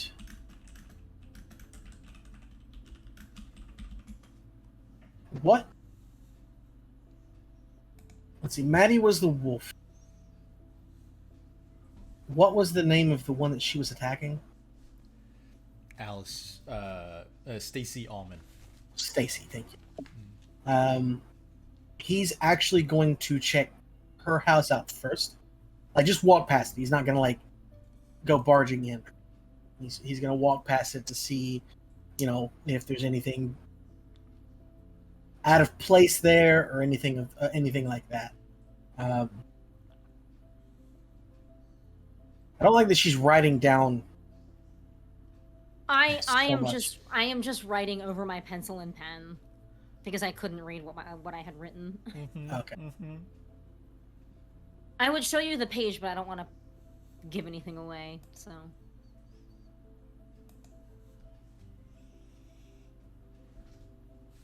yeah, I think that you are able to do this no problem. And I think, you know, all of you who are kind of going about on foot, this is pretty much all happening at the same time. It's getting to be kind of like early mid-afternoon, late afternoon? Late afternoon. No. You said it was No. 4 p.m. according to. Yeah. Is that late afternoon? A time has no meaning to me. I don't know. Mid to late. It's definitely not early afternoon. All right, mid to late afternoon. Semantics. And as you walk past the Allman household, a couple of the lights are on inside, but the front door is on. And it seems to Good to be know quiet. that was in fact added by a werewolf and not just they normally leave it hanging off the Right. hinges, you know, because that would be weird. Okay. Then he did know where Maddie's house was because he was told. Okay. So he would like to swing by there as well. Basically, he's going to do a circuit. Stacy's, Maddie's, and Marie's. Like, those are the Mhm. three that he knows. And he wants to check in on all three of them right now before he makes a definite decision of what he wants. Okay. You walk past the Smith household, and same as before, there are lights on, a couple of cars in the driveway. The door is on properly. I guess this is a thing that I'm telling you now. Thank you. I appreciate that. But you're welcome. You know, sometimes if the DM doesn't mention it, you gotta be like, "Well, is the door off its hinges?" That's true. Sneaky I was gonna Joanne ask. trying to pull a fast one. If you didn't tell me, I was gonna ask. But it seems again kind of peaceful. It's not all that far away from the first house. Yeah. Okay, and then to the Burgess. Yeah, he's gonna swing by there as well, just to check in. You know. You know, from an outward perspective, it's more of the same. In fact, you look through, you know, you can kind of see through the living, probably like the dining room window on the Burgess family home, and you can see Shauna there with like a toddler on her hip as she's cooking dinner. Okay. I think that Alex is going to go back to the Smith household and knock on the door. Okay. You knock on the door and you wait a while, and no one really answers. But just as you're thinking maybe the lights have been left on accident, who opens the door is a tall, blonde, skinny woman who appears to be kind of like entering her middle age. And she says, all my characters sound the same. Wow, she said something weird. She plays Hi. RPGs, obviously. Can I help you? This is not a good time. Can you come back tomorrow? I don't know what I don't want any. Hello, ma'am. I am with the animal control, and we are looking into the attacks that have been happening around the area recently. And we have reason to believe that that tonight something similar is going to happen, and we just want to check and make sure that everyone is currently accounted for and is safe within their homes.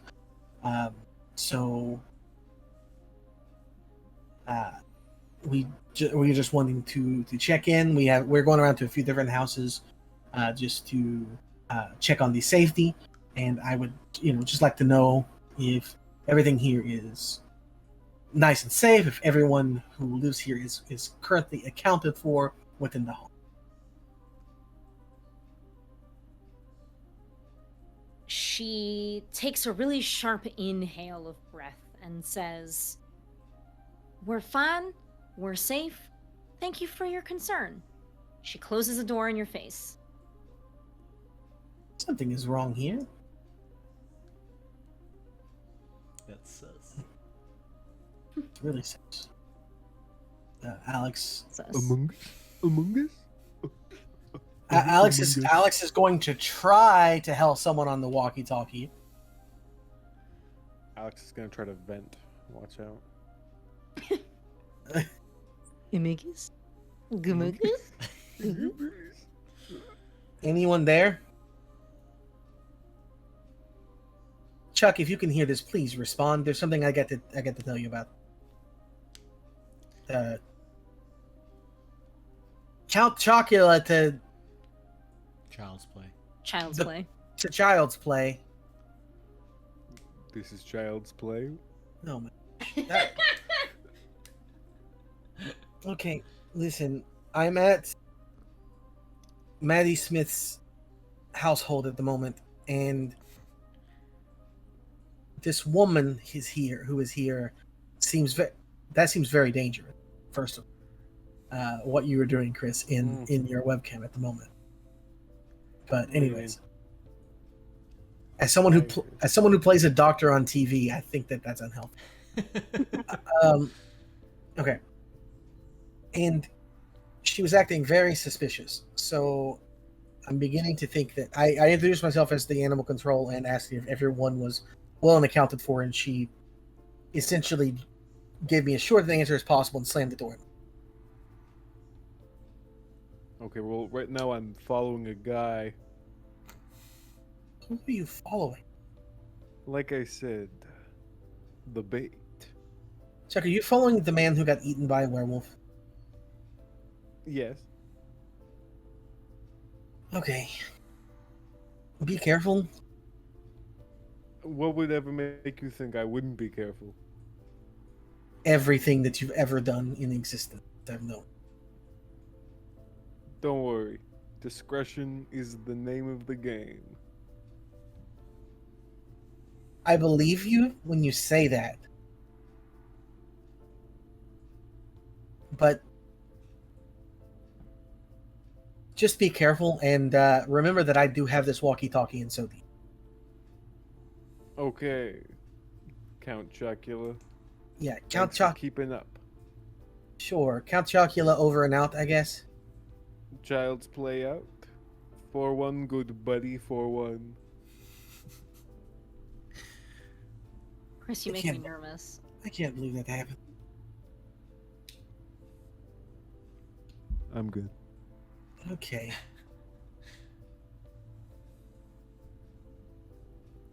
So,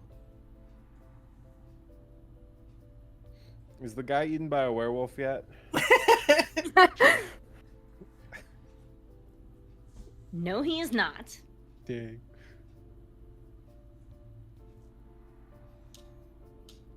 So, are we still on Alex?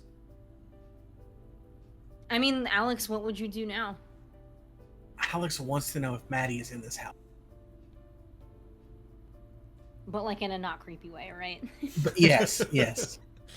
Alex, I think it's time for you to finally accept who you were always meant to be. You're the imposter. It's time to vent.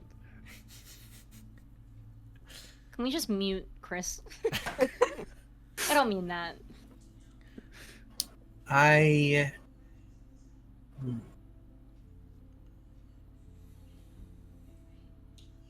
He has no Would way you of like knowing. some time to think about it? Yes, but one question for you while I do. Yeah. You said, I believe, in the previous episode that all of these houses are one story, correct? Yes. Then give me time to think, sure. Okay.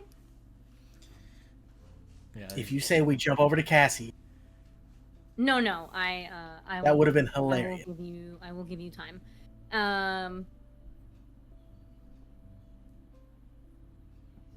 Chuck, you have followed this man to a small deli, just kind of at the border of where residential and non-residential meet.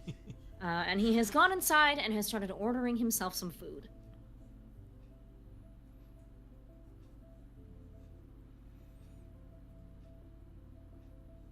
Cool.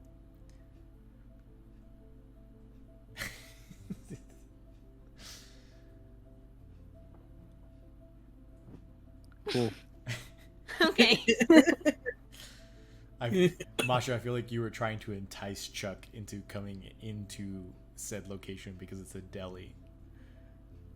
I mean, I didn't say anything about it that was particularly enticing. It's true, but it's just it's a Although, deli. although any deli will entice me because I love meats. Yeah, I was about to say, just it being a deli. Cool. I like this crop. This is good. Thank you. You watch as he orders something, waits for a little while, and then comes back out. He has ordered something that's now in a brown paper bag, and you watch as he pops open a chip bag and starts eating. I'm just gonna keep my eyes closed. I don't want to know what Chris is doing. He starts eating the chips and Sorry. walking back in the I was very direction of his surprised by house. the chipped eating.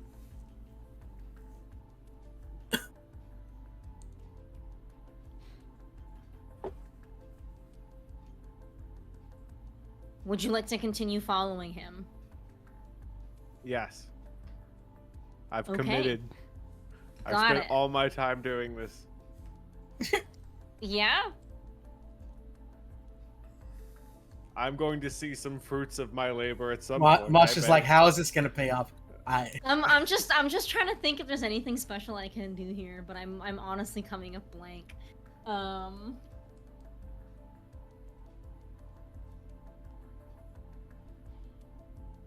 This is me looking at my list. Do you need a minute? We'll come back to you. I want to clip that moment of just like sliding back and putting the hand on the wall and just be like, every GM needs a moment where I am seducing the imaginary ghost in my room. You know when you like do the yeah. anyway.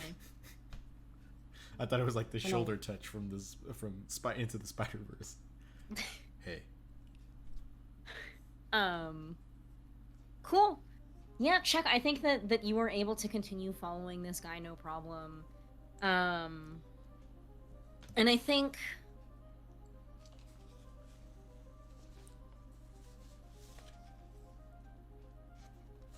I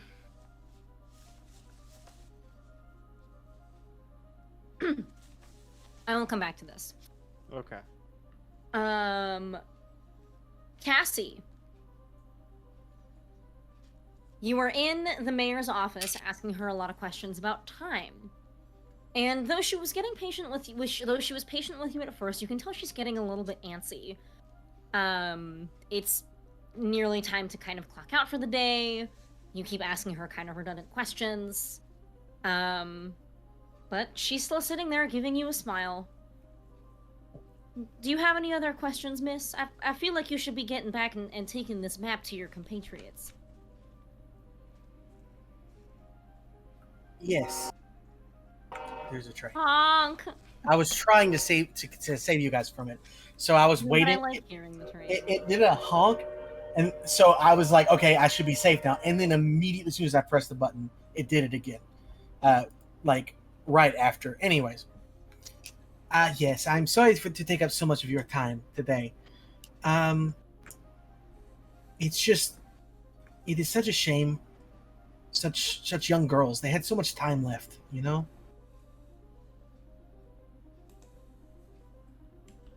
Yeah, it's a real tragedy. Yes. One final question, Mayor. Of course. If this, Anything. what do you think happened to those girls?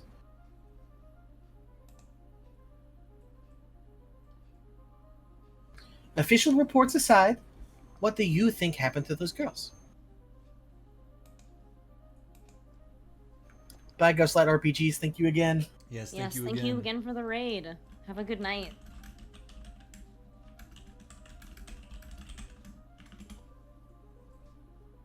She gives you a sad sigh and looks at you and just says, I'm not a professional. This is not what I do. But I spoke with the coroner when she brought those files back for the sheriff, and she told me it was unlike any animal attack that she'd ever seen. Story I've been told is that it's an animal. Story that some other people tell is that it might be some kind of murderer. But I hesitate to agree with the people who think that a member of this small town could do something like that to a couple of teenagers. Between you and me, I honestly have no idea. And I try not to think about it. It's just awful.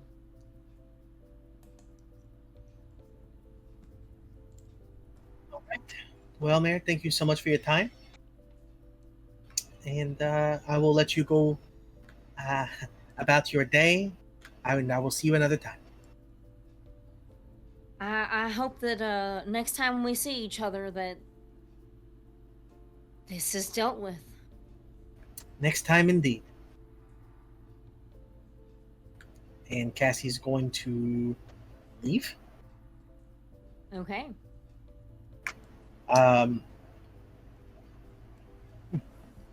Does she feel anything different here than she did in the forest?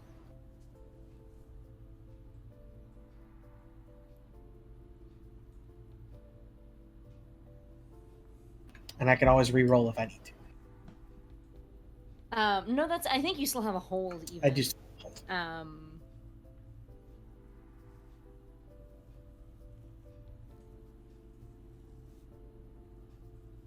See, this is tricky. This is tricky for me. I will retcon a little bit, and tough, rough. rock up, sock up. Yeah, I think that you know, in this time kind of being in the mayor's office, Cassie's probably spending a little bit of her mental energy just trying to get more magic feelers out there. And she definitely, you, Cassie, are able to gather that this magic sensation that you're feeling really is time magic. I don't think you've ever really felt it before, though it echoes probably a little bit what you felt when you were inside Alex's brain, in that there was kind of weird time stuff happening there too, and also the inside of someone's brain is not necessarily going to be moving in tandem with the outside world. But it's just kind of the like overtone of what you're feeling is that.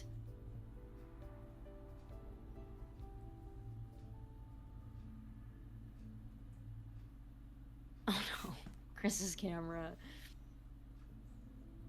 But I think it feels...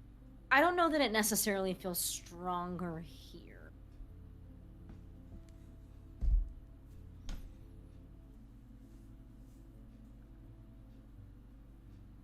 Yeah. I know that doesn't really give you any additional info.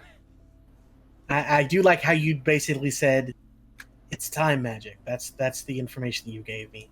I'm trying here. I'm just trying to think of like what else I can give you.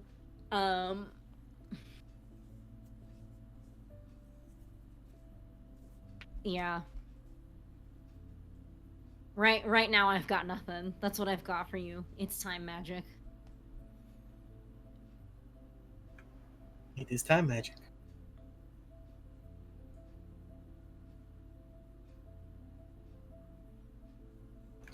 Trying to think where.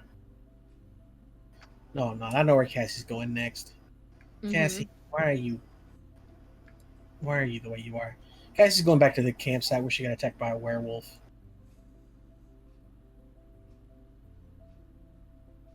All right. And I think that it really is at this time that the sun is starting to set. So similarly to before, just you know that time is drawing nearer for what you're trying to do.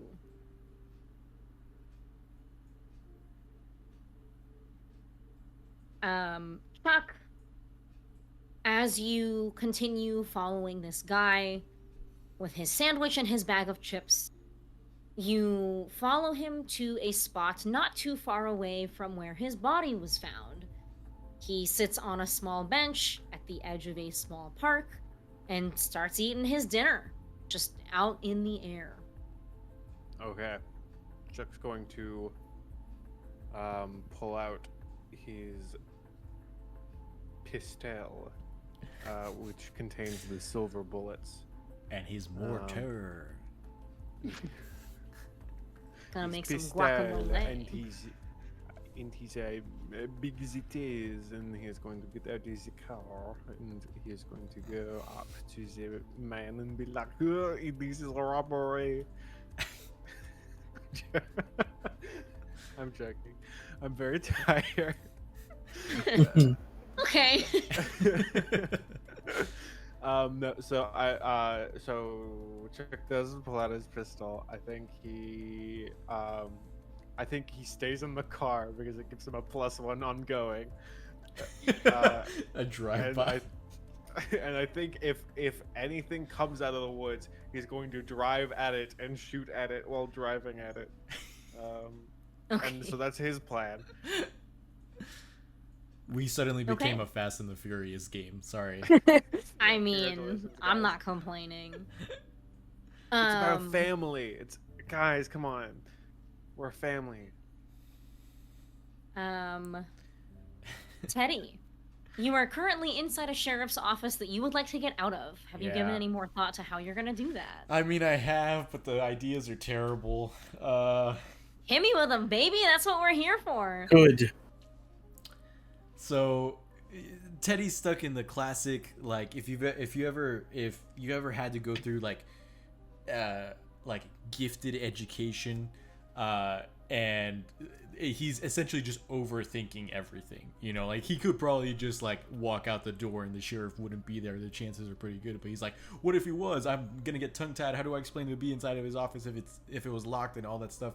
Part of it is Teddy. Part of it is just also myself. So Teddy, I'm assuming there are windows to the sheriff's office, but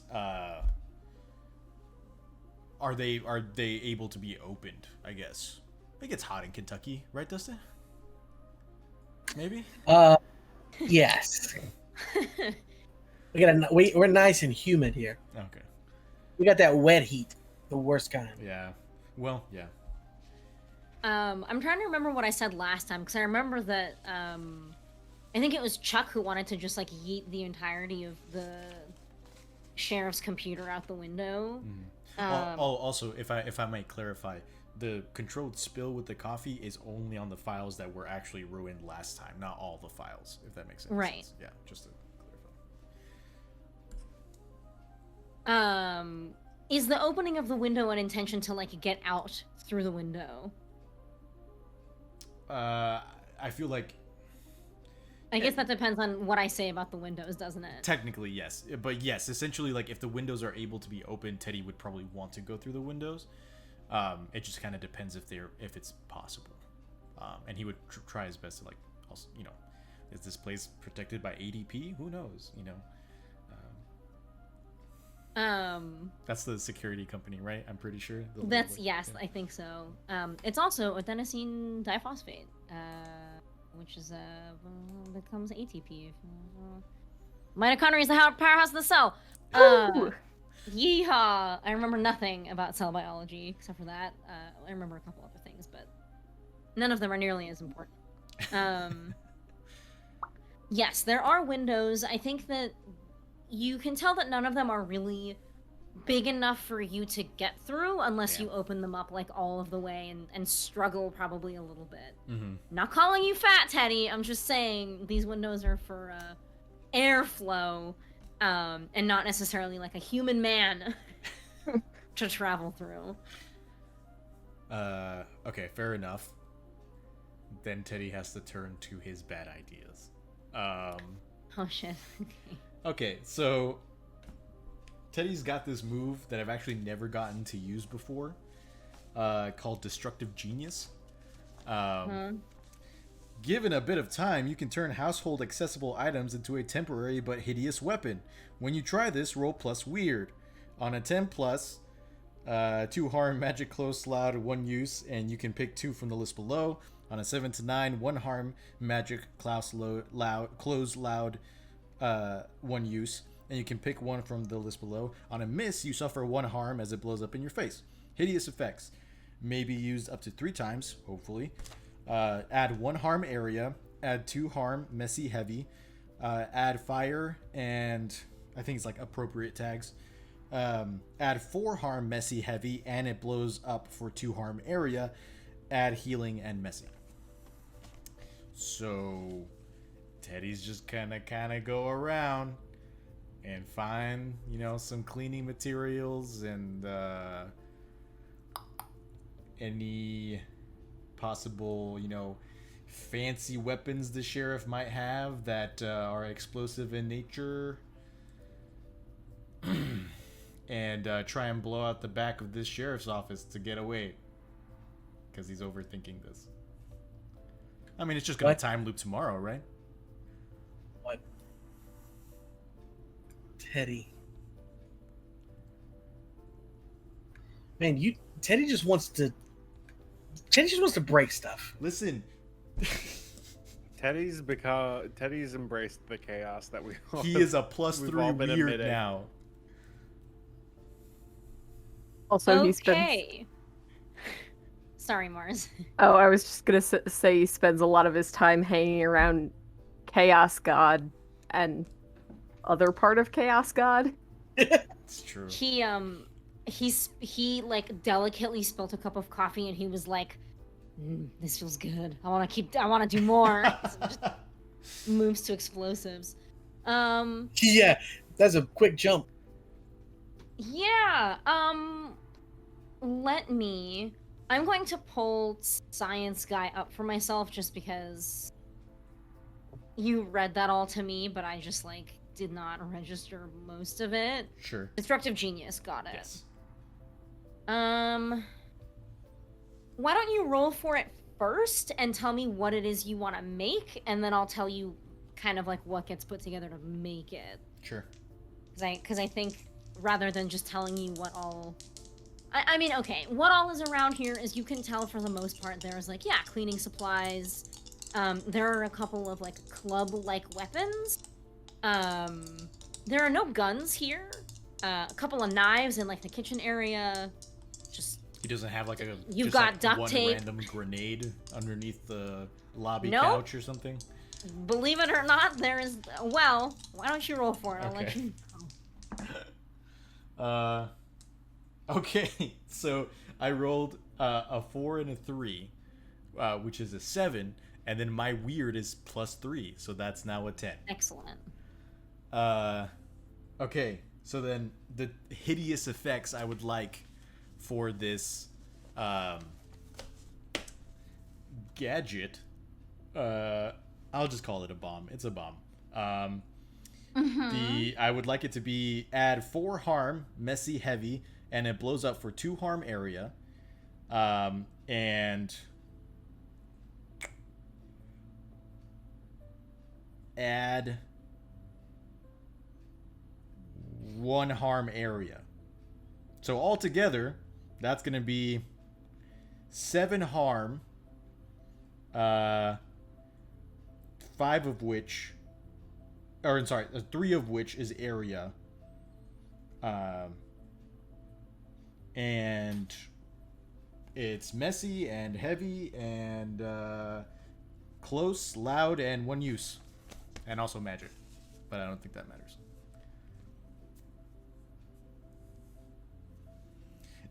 This is all to avoid social interaction. So I think as a person who has been stuck in this pandemic for a very long time, I don't fault myself.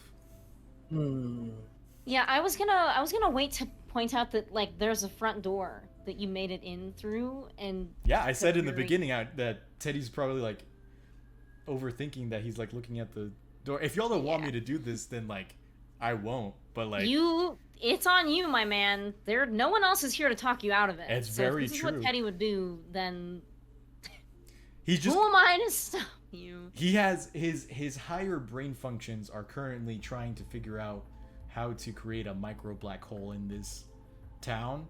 And so like right now he's kind of like the first 5 minutes after he spilled the coffee, he's just kind of like standing in the middle of the like noticing that the windows are too small for him to go through. He's like, I guess I could go through the front door, but what if he's there? How do I explain that?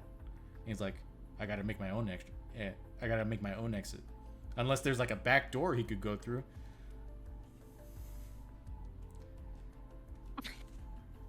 You make this hideous weapon. I think that in part it is like looks a little bit like a Molotov cocktail in a way, but instead of having alcohol in it, it's got like household chemicals. And you know that with the way that you've created it, that it's going to explode loud, and it's going to explode fucking hard. Are you using it? Is there a back door? You know what? Why don't I have you roll luck for this? Okay, Because I think that this is a good time. that's fine. It was So- the modifier is half rounded down of what you have left for your luck. Yes. which for you is probably 3. Yes, I have 6 luck left, so yeah. It would be Okay, 3. so it'll be 3 plus 2d6. Okay. Please, please, please, please.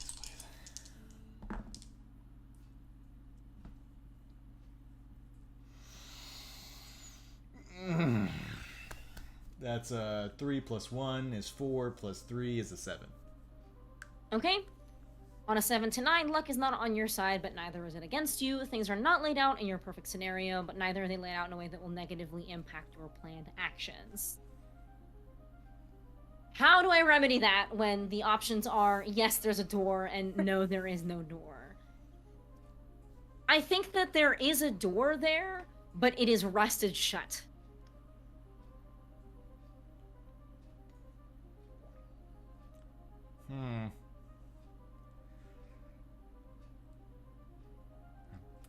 And it's locked from the inside. Thanks, Keeper. For obvious reasons. Mm-hmm. When you mean, like, rusted shut, you just mean that it's, like, with enough force, it would technically open, but it would be very rough to do so? Or that it's just, like, completely unopenable?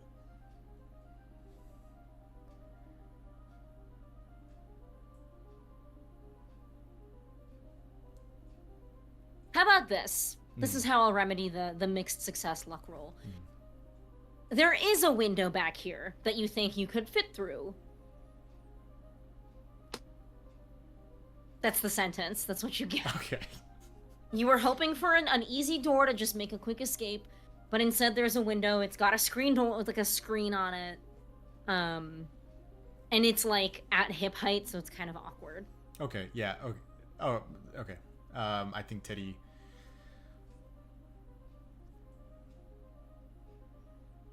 looks sees this window for the first time, looks down at the Molotov bomb that he's essentially created within 6 minutes, and looks back at the window, and he's going to try and force his way through the window because he remembers that they had blamed the coffee spill on possums, and if he could make this window bust open seem like a possum thing, then this knot in the time thread would be cinched nice and tight with a little bow. Right, and the possums also opened up all of the cabinets and found the exact 3 files of the women who were all killed in the similar ways. Those smart motherfuckers. Yeah, I think I will allow you to have this because of the luck roll. You are able to get the screen out of the way, and you are able to get out of this back window. You are now in an alleyway. You and your bomb. Yep. And like all your other stuff. Yeah. Oh, Jesus. I think... Can I ask a question of the DM very quickly? Or like of the keeper? What did I... Did you describe like the container that I've used for the Molotov cocktail?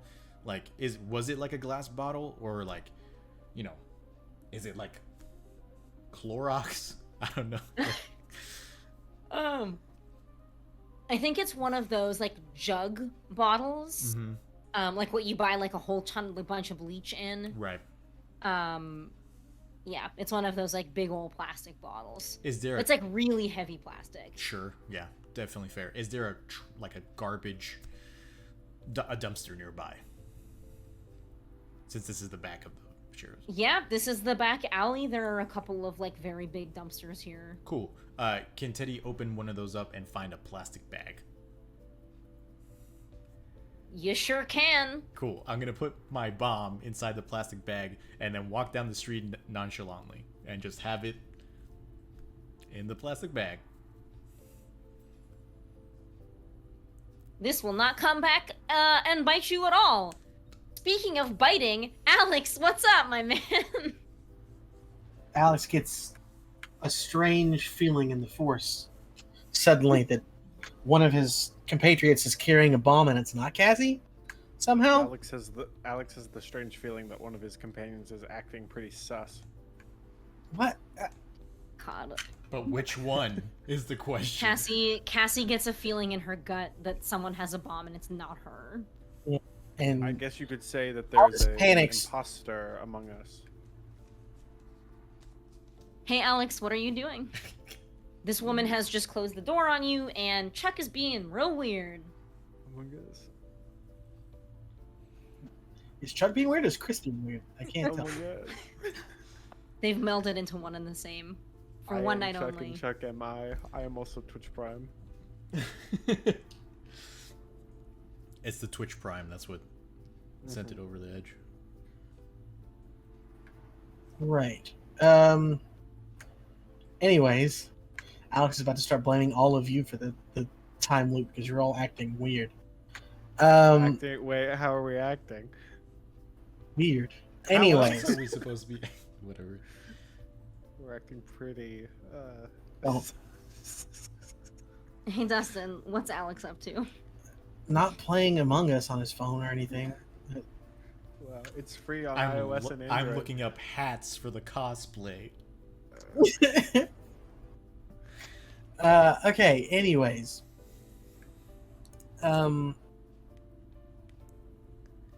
Okay, so Alex wants to find out if Maddie's here. I mean, at this point, how close is it to when the werewolf attacked them before?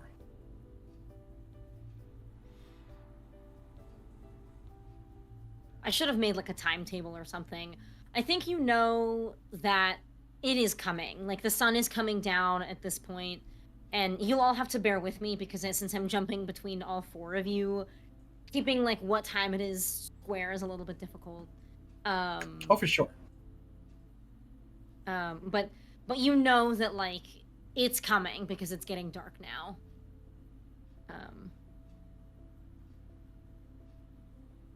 And you're actually noticing that some of the lights in the Smith house are going out. How close is the Smith's house from Stacy's house? I don't remember her last name. Oh, there we go again. What is it? Allman, Allman. Almond. Okay.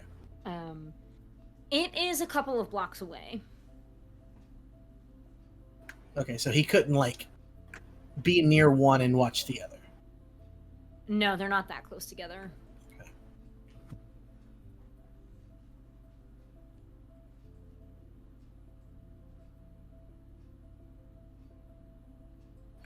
And another question for you, Keeper, that you're gonna love to answer because you just expressed your enjoyment of telling me what time it was.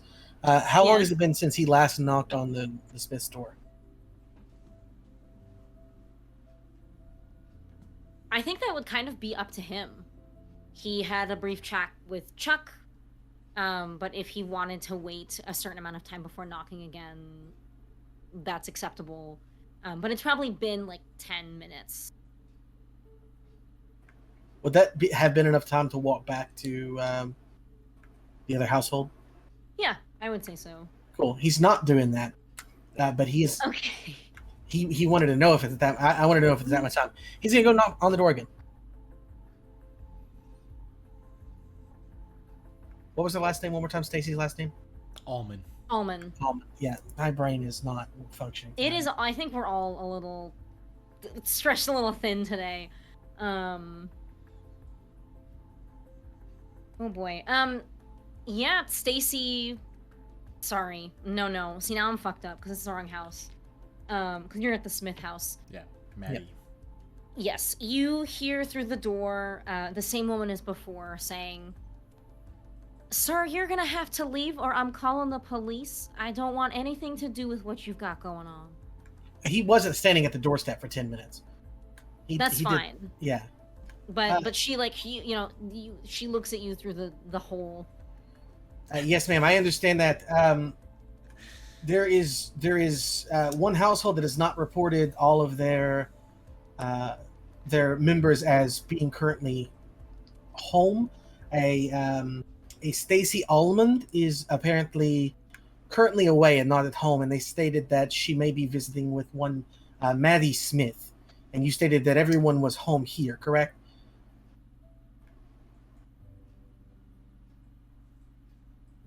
Roll manipulate someone for me. Craft. All right, let's do it. Let's do it. Here we go. That is a 6 plus 3 is 9. Plus with unnatural appeal, I add weird instead of charm, so that's plus 3, which is 12. Okay. Oh fuck. Man, Alex should talk more. Yeah. The bane of the suburban mom. Listen, Alex is just got away with. I don't know. Maddie's mom has got it going on. I'm not gonna finish the sentence I was going to finish.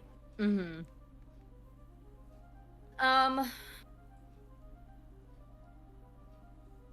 She sighs. She doesn't open the door, but through it she says,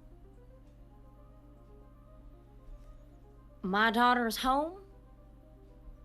I don't know where Stacy is, but she's not here."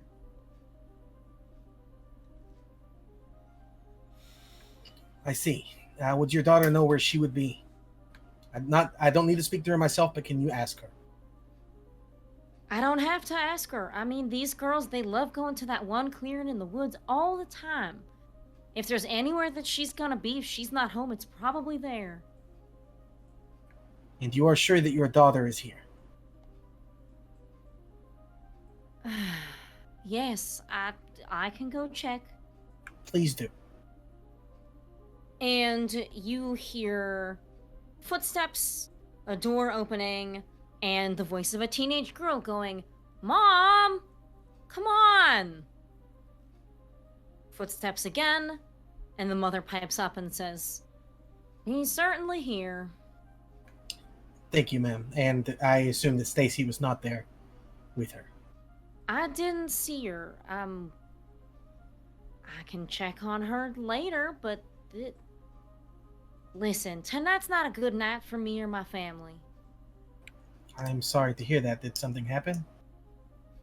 No, we just have family time sometimes, and the sheriff told us to stay home as well, because something weird's happening. I don't know. Just, I don't feel safe going out tonight. Okay. Sheriff McPhee, correct? Had already spoken with you? Yes. When did he do that? Oh, he's been talking about it for a couple of days. I see. Was it about the animals as well? Yeah. All right. Well, thank you for your time, ma'am. Again, I'm sorry for this disruption to your family time. If Stacy does come around, please just make sure that she remains safe or send her home. I'll do that. Thank you. Thank you. And Alex is going to step away from the home, be slightly puzzled, and make a note that he needs to talk to the crew about something later. And he's going to keep an eye on Maddie's house, because he wants to see when she sneaks out if this is in fact who we think it is, because he's beginning to doubt himself again. Okay. Apophis. Are you doing anything in particular after having No. investigated some stuff? Wandering the woods like a crazy snake person, Okay. waiting for their divine friend to show up. Yeah, you check your iPad and you feel like this is around the time the previous day that Anne came and picked you up and took you away. But she just doesn't show up. You wait, you check the time, you check your messages, there's nothing there. But there's no Anne.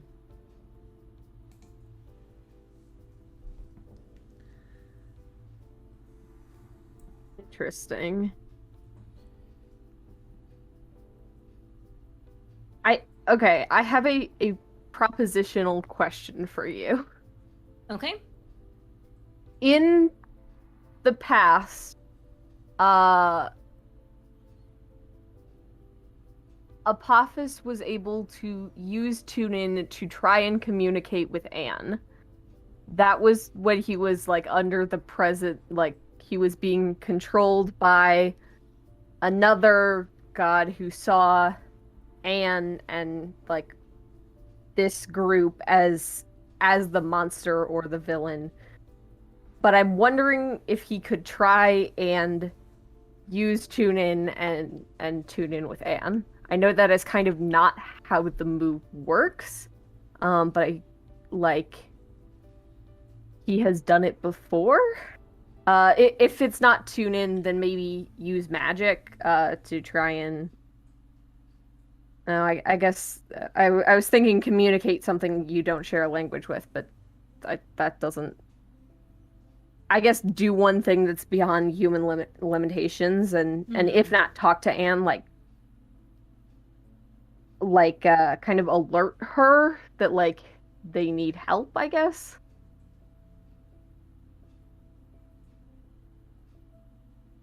Yeah.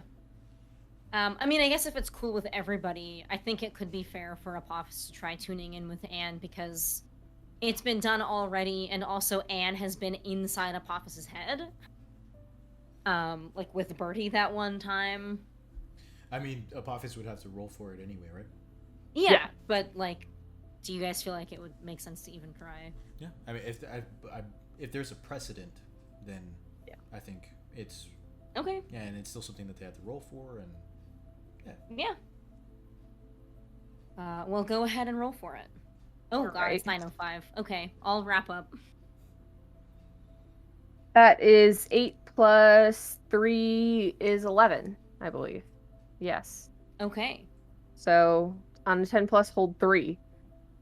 How I'm going to communicate with Anne using questions like where's the creature right now, what is it planning to do right now, who it is going to attack next, and who it regards as its biggest threat, and how can I attract its attention is going to be interesting. Uh-huh.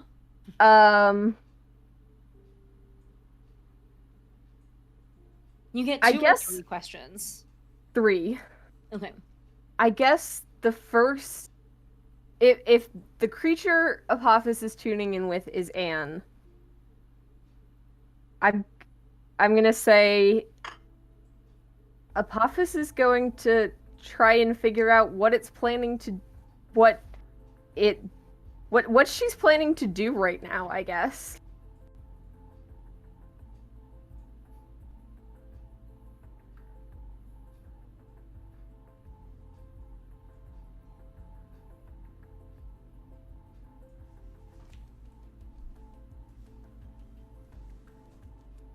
She is planning to call her friend Megan at Lyft and ask for a huge favor. Okay.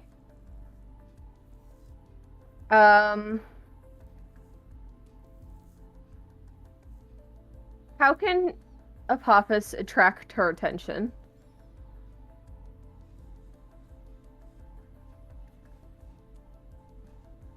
You know kind of how to do this because you've done it already. But when last you did this with Anne, you were able to kind of send her short, one-sided messages, I think. And you know that if you really think about it, you could send another message out to her. Okay. But kind of as a part of this role, as a part of this hold, not something that you can do freely. Yeah. Apophis is going to try and just send her the message of, like,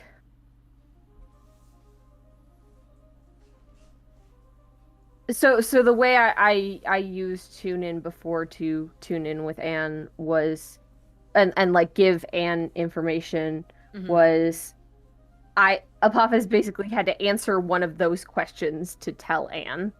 Like, that is the information he could share with her. I think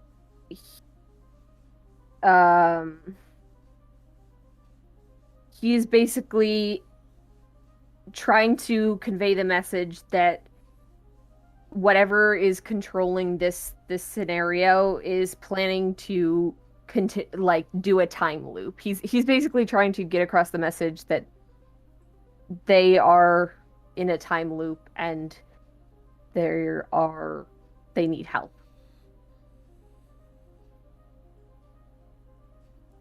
Okay. And then I guess I guess I don't really like, none of the other questions really make any sense. But I'll still use the hold to figure out where Anne is right now. Shit. Fuck.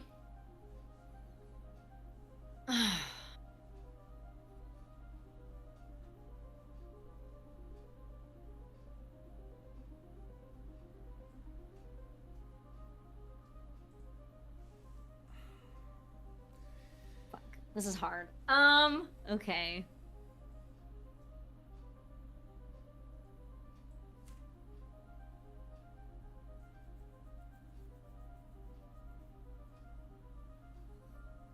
Anne is still in that white space. That space that you've been now, that kind of houses the tribunal.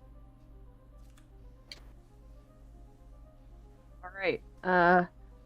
And I think with the, like, knowledge, I guess, that Anne is not coming again today, Apophis is just gonna kind of start walking back to the center of town. Okay.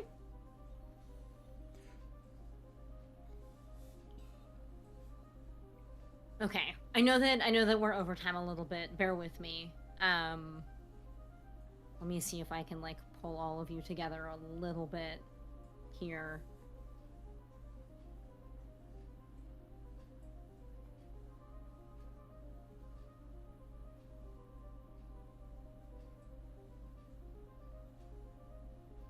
At this point in time, has the sun gone down?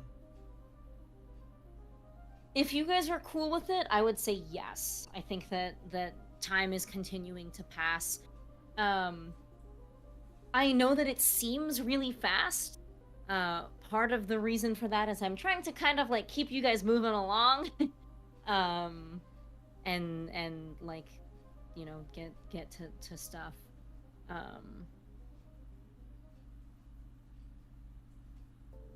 Okay. I'm assuming we want to finish up soon, correct? Yes, if possible. Yes, okay. Let me change the music to be dramatic. And then I'll whatever the hell that was, by the way.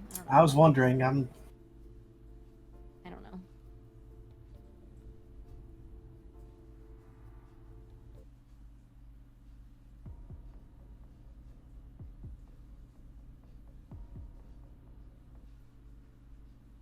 I just realized that this song is called Stranger Among Us. Gonna leave it on that. Does somebody say Among Us? It's actually not the vibe I'm going for. Well, it's the vibe I wanted. So. Why is it so funny? I don't know why it's so funny. I think a lot of things kind of happen in tandem around this city. Teddy, where are you headed? I think Teddy was probably going to be headed. He knew that Cassie was going to the central or to the center of town where the mayor was, so I think that's where he was headed. Okay.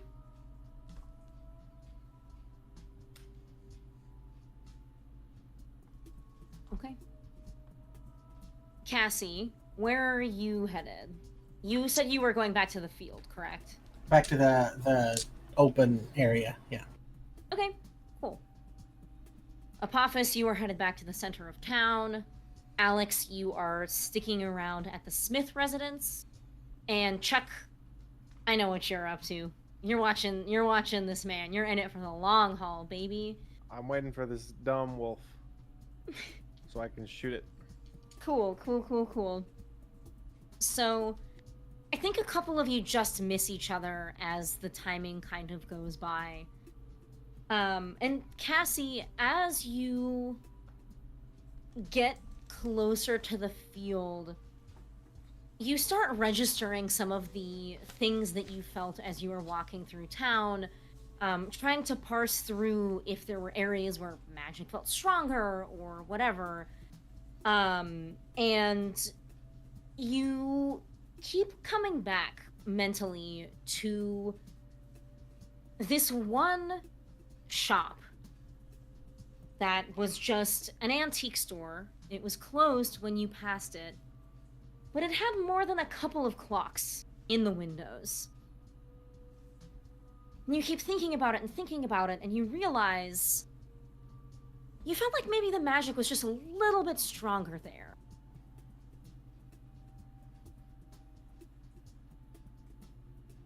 Chuck. Hello. Some of the time that you spend watching this guy throughout the day, you were flipping through those same old passports from before, those old fake IDs. And one of the things that your eyes catch again is that pocket watch that was also in that box. And it's weird because not many pocket watches are built this way, but it also has the time, day, and year on it. And you knew that when you first picked it up that it was accurate to when it was. When you look at it now, it's for 2 days from now. Alex. Do I got a time machine? Alex. From inside the Smith residence, you can hear shouting. And you've heard these voices already. The sound of Maddie, teenager, kind of high, shrill. The sound of her mother. A little bit gentler, not quite as high. The two of them are shouting at each other. One of them says, "Please don't go. I need you to stay. I need you to control yourself." The shouts, one of them gets deeper and deeper until it turns into a low, guttural growl. Where are you in relation to the front door of this home?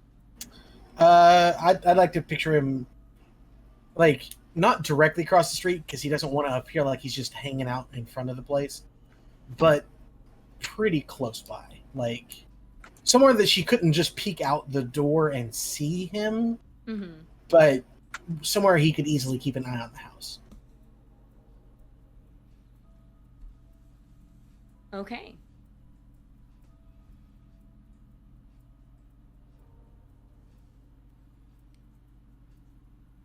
I think the scene that I will leave you all off on is this, just for the sake of time. Alex, you see the Smith residence's front door swing open. Fucking sad music. Fuck you. Something sad happens. Everyone's crying. The the front door swings open and just makes this really incredibly loud sound as the back of it kind of hits the wall that's there. And sure enough, out skulks the same monster that you saw the night before. This 7-8 foot tall, big ass werewolf with brown fur gets down on all fours and starts to sprint. And you know now that you've been around the town that it's sprinting towards that clearing. After that wolf comes a teenage girl. And she shouts, "Mom, please don't, come on!" But seeing the werewolf run past, she drops to her knees and begins to cry. A moment passes. She gets up, shudders one last heaving cry, and closes the door back up.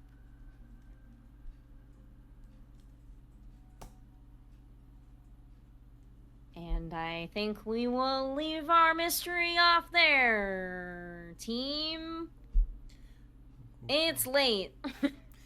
Thanks for sticking with us, folks. We hope you have a great rest of your night. Please check us out tomorrow night when we do the PowerPoint party, 7 p.m. Central here on Twitch at TurnTables RPG. Please follow us on social media, Twitch, Twitter, Instagram, YouTube, all that stuff. We love you very much. We appreciate you. Drink some water, unclench your jaws, take a quick stretch, get 8 hours of sleep if you can, and we will catch you next time. Good night. I love you. Good night. Bye. Are we Good not doing night. end of session questions? I'm Oh. Ah! Can we? We can. Let's Good do them quick. point. We'll do them quick. Okay. I think it might all be fucking nose again, so... Pardon my probably. foul language. Did we conclude the current mystery? No. No. Did we save someone from certain death or worse? No. No. Did we learn something new and important about the world? Yes. No. Time loop. Well, technically, we learned about this. Yeah. Time magic? Time. Yeah, Time magic? Magic. Did we learn something new and important about one of the hunters? We learned Anne's gonna call Megan. That's new. Not very important, maybe. But No. So 1 experience point. Right. Woo. Hey. Does anybody level up? No. Okay. Okay, good. We did that. Now unclench your jaw and drink water. If you did that before we finished the stream, you're going to jail. I'm sorry. Do it again. Yes, Do- please do it again. Please reclench and then unclench your jaw again, just so that you're accurate to what we're asking. And Love guys, you all. Remember, See you the tomorrow. imposter is truly among us. Good See night, you folks. tomorrow, and then Saturday, Good and then night. I love Tuesday. you. I love you. Good night.